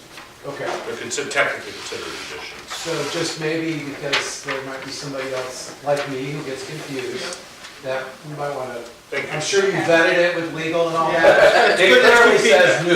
That's good feedback. New auditorium. That's So a good point. I want it, I'm looking at what words matter. They do. Good point. I think we had second here. So, Two comments, one on the furniture, because I had the opportunity to see some of the classrooms that got grants. Is new furniture like that going to be as durable as those horrible desks that have been around since we were all? So I put that out there because I don't know the answer to the question, but hopefully we can consider that. Do you want, Steve can talk. I can actually answer that question. I visited the factory that makes a lot of the newer furniture from a company called KI. They're up in Green Bay, Wisconsin. And I actually observed how they test these desks, these chairs, and they put them through multiple torture tests. They actually have a lab to make sure that they meet certain criteria. And I will tell you that they do hold up. They hold up probably better than what we have. So from a high school perspective, the horrible desks that we have, back in maybe 5 or 10 years ago, we actually had a replacement cycle on them. So we would replace them and just buy a whole, 200 new desks, 200 new chairs every year out of our budget. So the idea that they're indestructible is not true. So the new furniture, so it's flexible, and they actually have a machine that does revolutions to failure, and they have a big sandbag that plops down, and they test them, and they plop that sandbag that's the average weight of a high school student until failure. So they test them, and they test them to make sure that they're going to last Hey, Steve, 20, I 25 hate to years. put you on the spot, but when we're done here, and we're going to keep answering questions, we'll be here as long as we want, but when we're done, if people want to take a look at what some of this flexible furniture looks like, would it be possible to take them down to either the incubator room or another room? We can go up to the library, we can go to the incubator room, there's a couple of Library's spaces. great. Yeah, I'll let you take, so when we're done, anybody's interested in the furniture piece, when we're done here, Steve, follow Steve, and he can show you some examples. Just a plug for the library, the high school PTO was the funding source on that. So we had our next question coming here. I'm currently in a junior at Therapeutics. What would the special needs spaces look like? That's actually a really good question. Who would like, you want to address that, Beth? Yeah. Beth, you're probably the best person to answer that. We've actually done some work at Countryside on one of the special needs rooms, a sensory room. It's used for therapy, it's used for quiet time for kids, but it's a different type of flooring. It's a much softer type of flooring that's in there. We have different equipment in there for students who need any kind of occupational therapy or physical therapy. We have sensory weighted vests, like kids sometimes need weighted vests on them. They have a place where they can go and sit and kind of be enveloped in, the comfort of that for kids who have autism, for example.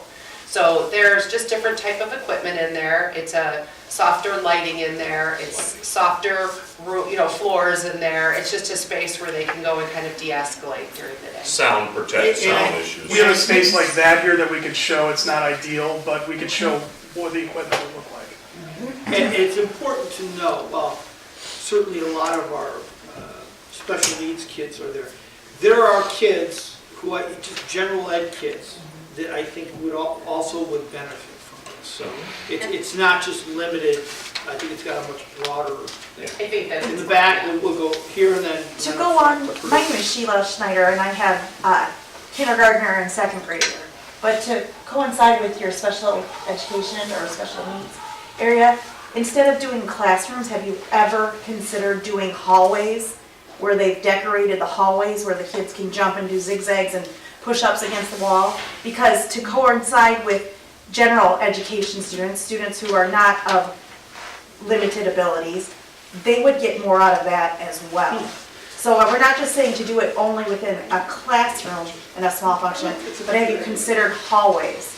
To answer your question, we have not done the exact design work. We put dollars in the budget that we've estimated to do the work.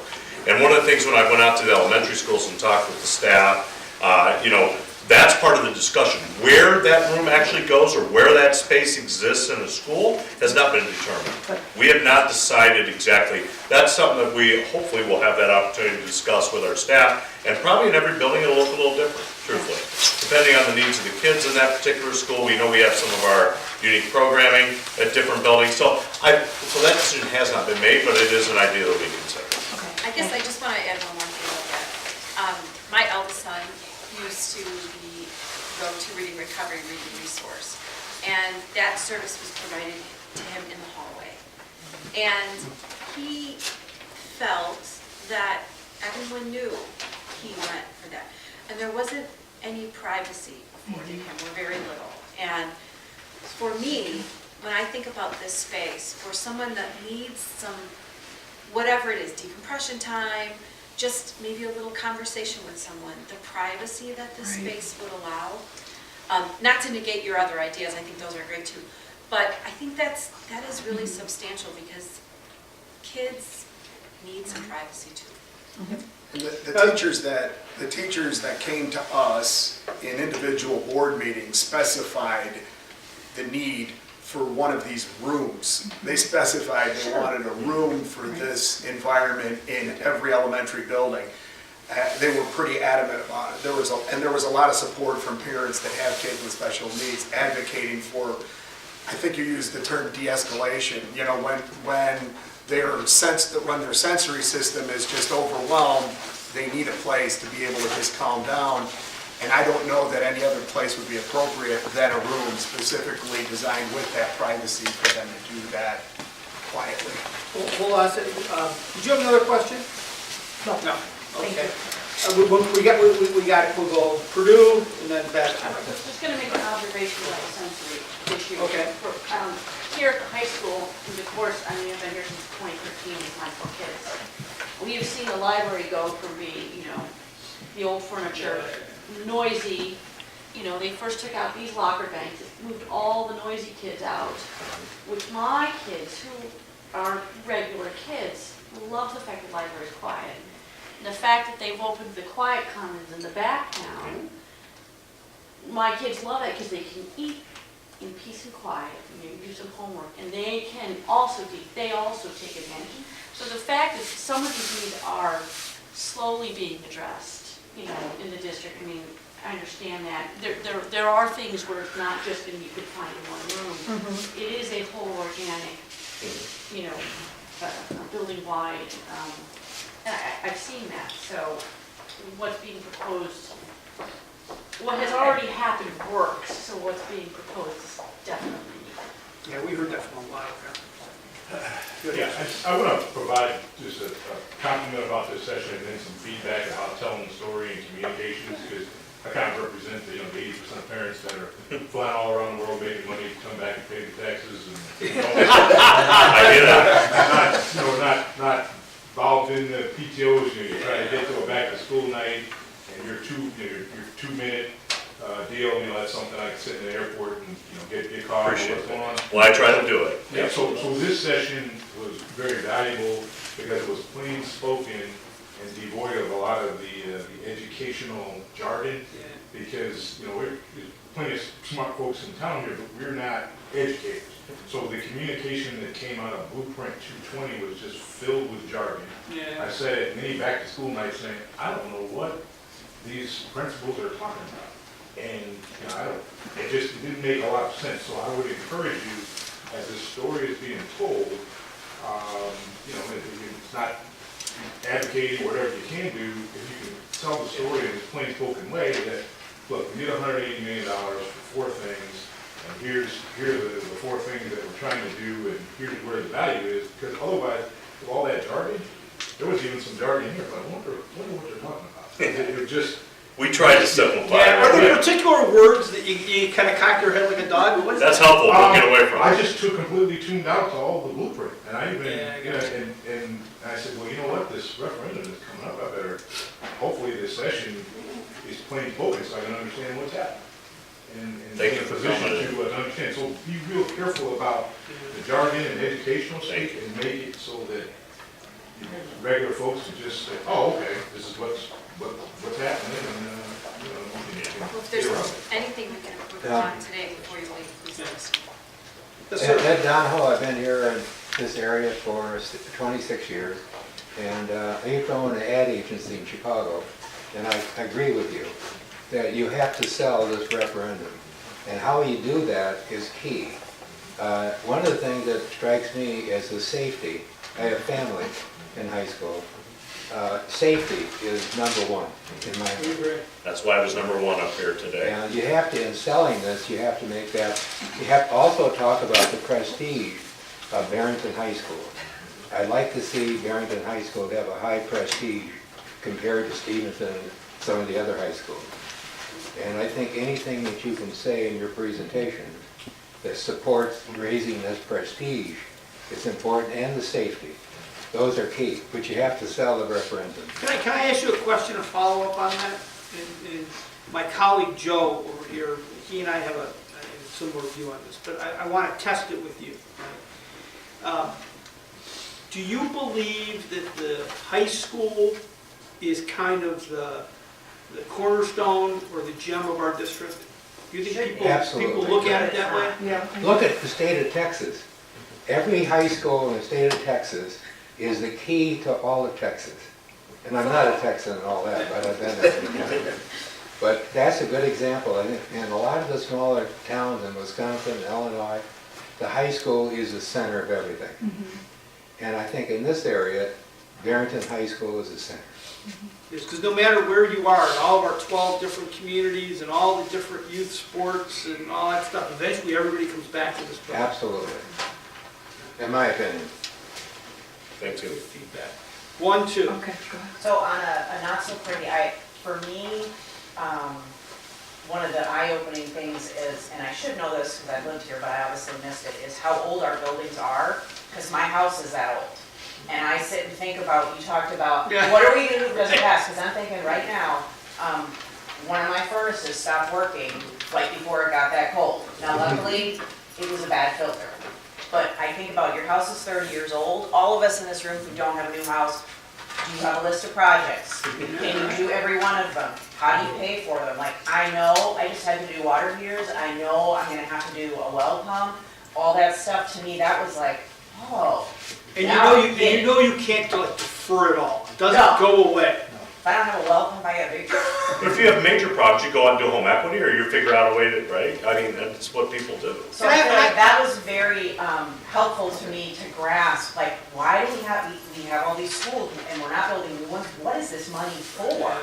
Well, and I will tell you, I mean, if you think about this kind of makes logical sense too. Remember, I told you we raised a bunch of money, we invested a bunch as a community in the 90s, right? And we ended up building a lot of new buildings. Right? And when we came back and did the facility assessment, some of where the big dollars were over the next 10 years were in the newer building. And we looked at these guys and said, well, explain that. And they said, because all of that infrastructure system for those buildings 20 years ago, and the next 5 or 6 years are all going to need to be replaced. Right? So you do get kind of lumpy when you put the 12 buildings together, the 1.5 million square feet, right? The big infrastructure, the big ticket projects that come up every 20, 25 years, for us, they're kind of lumpy for us. The four elementary schools were built in the late 90s, early 2000s. Rose, North Barrington, Countryside, and Roslyn. Roofs are on their list. I mean, because they're 20 years old. And we've got to do a complete replace and repair of those roofs. Right now, like at Roslyn, again, I was just there the other day, and one of their they have a seam that's just, we patch it, but until we rip and replace it and fix it, it's just not, we still got, it leaks all the time. And I know that the principal there, Paul Kirk, says, that's my major issue, just fix my roof, because it's just kind of annoying. We don't have water rolling in, but it's constant. Like right now, we're thawing, right? And it's the high time for these issues. But that building's one of the newer buildings. But we have to, and we have a budget line item in this for the roof at Roslyn. And we know we got to deal with it. Question back. Real quick, I want to add something. A lot of what you're looking at, unfortunately, isn't very glamorous. So when we look at this as a community, the thing that's really hard to sell is we aren't selling new buildings, we aren't selling wonderful outdoor spaces, extra fields, throwing a perfect stage at both of the middle schools, things that were proposed. We're half of what we're talking about is reinvesting in the maintenance and the disrepair in buildings that already exist. And that's a tough sell because it's like spending money on your house on things that aren't pretty. That, it's like, oh, the furnace, great, $5,000 went out the window and all I got is this box over here that makes heat. you don't see it, but you need it. And so a lot of the things that we're talking about, it's really tough, and it was tough on us, but we know, especially Penny and I have spent a lot of time studying, we know what's going on in these buildings, and quite frankly, even though I'm on my way out of my school board life, I'm afraid that if this doesn't pass. I'm afraid. It does beg the question though, you know, a lot of us have said how important the high school is to the community, to being used by the community. It is our showpiece. We host regional events for all kinds of extracurricular activities. Are we being short-sighted by not looking for more money to make this building better? And I don't, obviously you spent time to figure out that the $100 is the matter. There are a lot of people, there are a lot of people who would say yes. You are. And there's a lot of people who would say, hey, I'd like to keep my taxes kind of flat. Right? This was kind of a compromise, right? And I think you get through this. But if it doesn't meet the community's needs, it's another conversation. It's got to happen. Joe, can you throw out one or two things that were in the 235 that had to get? Yeah, well, there was a wonderful large open space enhancement to the high school that would have changed the entire front and given us another large learning space like the ones Brian alluded to in the auditorium area. There was the development of more of the outdoor spaces in terms of, you know, fields and enhancements. There was more stuff that we got rid of at the lower levels. You'll notice that a lot of what we're doing, you know, I've called this place our crown jewel or the pinnacle of this district because when you look at test scores, when you look at reputation, everybody's looking for what we're sending our kids out into the world from, which is the high school. You can argue for other things, you know, foundational things. I'm in education, I understand early childhood development is incredibly important and so on, but when you look at overall reputation, I felt it was here. A lot of us kind of focused on this, but we could have, with that 235, I mean, it's in the, you can get it because the three that we kept were 158, 185, and then 234 is what I think it was. And you can see what went in that column that was there. There's nothing there that's frivolous, right? Some of the frivolous stuff that got us up to 500, the nice to haves, they're all gone already. One of them was in the west wing here at the high school to redesign that entire area into a flexible learning space. That was a big dollar item that we believe would have an immediate impact on instruction, but it was, we feel with the furniture change that will, you know, that's okay for now. I mean, it will really be important, but I think that was one example of one of those jobs. The other one that comes to mind that kind of jumped back and forth between columns a little bit was renovating the current auditorium in addition to a new fine arts center. Because that current auditorium space could be used for a lot of different things. It could be subdivided, it could be made smaller, and you could get more classrooms and practice space. You know, we have a tiny little black box theater here. That was, not what it had intended to be. I mean, that was sort of a settlement on the last referendum 20 years ago. But there were a lot of creative things that could have supported all students involved in that. And I think it was like a $7 million line item, and we just had to say. In defense of where we landed, I was in the minority of the people that had the appetite for going to the 234. So it was, we're not here to try to doubt that. I was very much in the minority. But what I'm trying to emphasize is the need and the fear, you know, even at this level, we're asking people to stretch, right? So even at this level, it's going to be hard.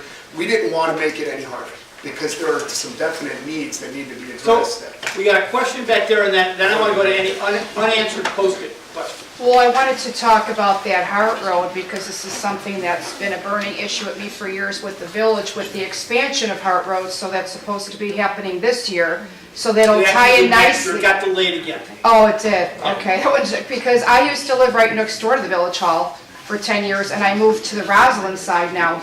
So coming from that end, and I'm with that bottleneck traffic on Hart Road, and also we do get the school buses. You know, my daughter's able to get to the school bus on that end but they also want to finish the sidewalks on Northwest Highway, so that'll also tie in nicely to a little bit more safety, a little bit more connection to your plan with their plan, but now that's disappointing. Yeah, I like mean, there were come on. some delays at Lake County, but I think it's still Okay. hopefully scheduled for the summer of 2020. Because it'll have a big impact on traffic flow in here. But we Yeah. absolutely will work with Lake, because Hart Road's a county road, so we have to work Okay. with Lake County as well as the Village of Barrington and any of that work, along with that project, no doubt. Yeah, I believe once that intersection is improved, the village has had, as part of the stadium design, when we did that, we had to do a sidewalk plan. And the village has been talking about, once that intersection is done, putting in that sidewalk along the stadium side of Hart Road, which would be a huge improvement for the students that walk. yeah, because I pass them and they're walking and I'm Yeah. like, that's not safe, you We know? tell them to cross the street, but we talk Yeah. about it before. Do we have any unanswered posted? The only post-it left was the question about the Fine Arts Center being privately funded. Oh, okay. Very important statement that you guys can help us get the message on. I think I can speak for all staff and board members. Any private source that wants to donate money to us, we will talk to them. And so, just for those who are unfamiliar, when we did the stadium referendum, the board put a question on the ballot and had a grass field there. It was through donations from the Friends of the Stadium that the turf is there, the scoreboard is there, that there are flushing toilets, that there is an expanded concession. Those were all through a community partnership, and we would love to have another one. Now, it has been tried in the past, whoever asked the question to me, several years ago, the Fine Arts Boosters came to the board and said if we could go raise private funds to renovate the theater, put new seats in and all that, would you guys support it? We said yes. We tried to work with them, but it was an unsuccessful campaign. So if anything, that probably speaks to the need to try to incorporate it into a referendum. That said, if there are private sources that want to come and enhance it, or if somebody wants to, give us, $20 million to build it, we're right there. We are willing to talk. So could it happen? Yes. The board has a policy on naming rights and things like that, so we're wide open to all that. But some of those enhancements in that space is where we probably be looking realistically. If there's a community group or individual that wants to work with us on that, because we do have a budget to do what we said we're gonna do, but, there's all, when you remodel a home or you build an addition, you know how it goes. You can do the simple or the more complex or the, more elaborate. So it's kind of out of scope. Other questions? Yep. I don't know, if someone's here legally, are we able to do a community lottery for money for the district? A community. My dad said years and years ago somewhere that a high school put on their front billboard announcing a community lottery. And that they put Or up. meaning like we would sell raffle They put up a certain tickets? amount of money, and it was on the billboard out front, so the whole community could see it, even people who didn't live there. And what happened is like what we see with the Illinois State Lottery, you see when the numbers climb, people who never bought tickets before were buying tickets. And then what happened is they were doing, I think he said it was like some 50% thing. So the number climbed, they put out it's $1,000, and then a bunch of kids were buying tickets. Then also the numbers climbing more and more. And then at the end, if it's $1 million, $500,000 went to the winner, the other half went to the school district. I don't know if that's even legal. Yeah, And we don't this know is either. something he We was can check talking into about the legalities. from the 1950s, and I don't even know where it had happened, because he told me about this years ago. But it is. We'll ask the question if You're there's allowed one. to, or if that has to be your community advocate number here. Yep. But it gets people who normally don't put money forward into something like that. It's interesting As well as idea. people aren't there. But I remember him saying that it was on the billboard every day, which increased the excitement, and that there was an end date. And you would pass by the billboard and see what it was up to every day, which got everyone more excited. And I do not know if it was done by an actual school staff or like a teacher. So here's what I'm gonna do. I get the sense everybody's got to be leaving tonight. So we're gonna close up here. We will certainly stay here and answer any questions. If anybody wants to see any examples of flexible areas with furniture, Steve is gonna do a quick tour. Or any of the things we talked about here, some of the unique needs of this site. Just by a show of hands, was this helpful? Yes, yes. I And would Thanks for also being here. just throw out there, if you know of other community groups or your friends and neighbors that you would like to have a coffee for, or you think that we should contact, please reach out to us because we are willing to go, to bring this to whoever would like to hear it. Or have a conversation one-on-one. Thanks for coming. Thank you so much. Thank you. Steve, they're yours, whoever want to just assemble on the hallway. Sounds good. Thanks for coming. Appreciate it.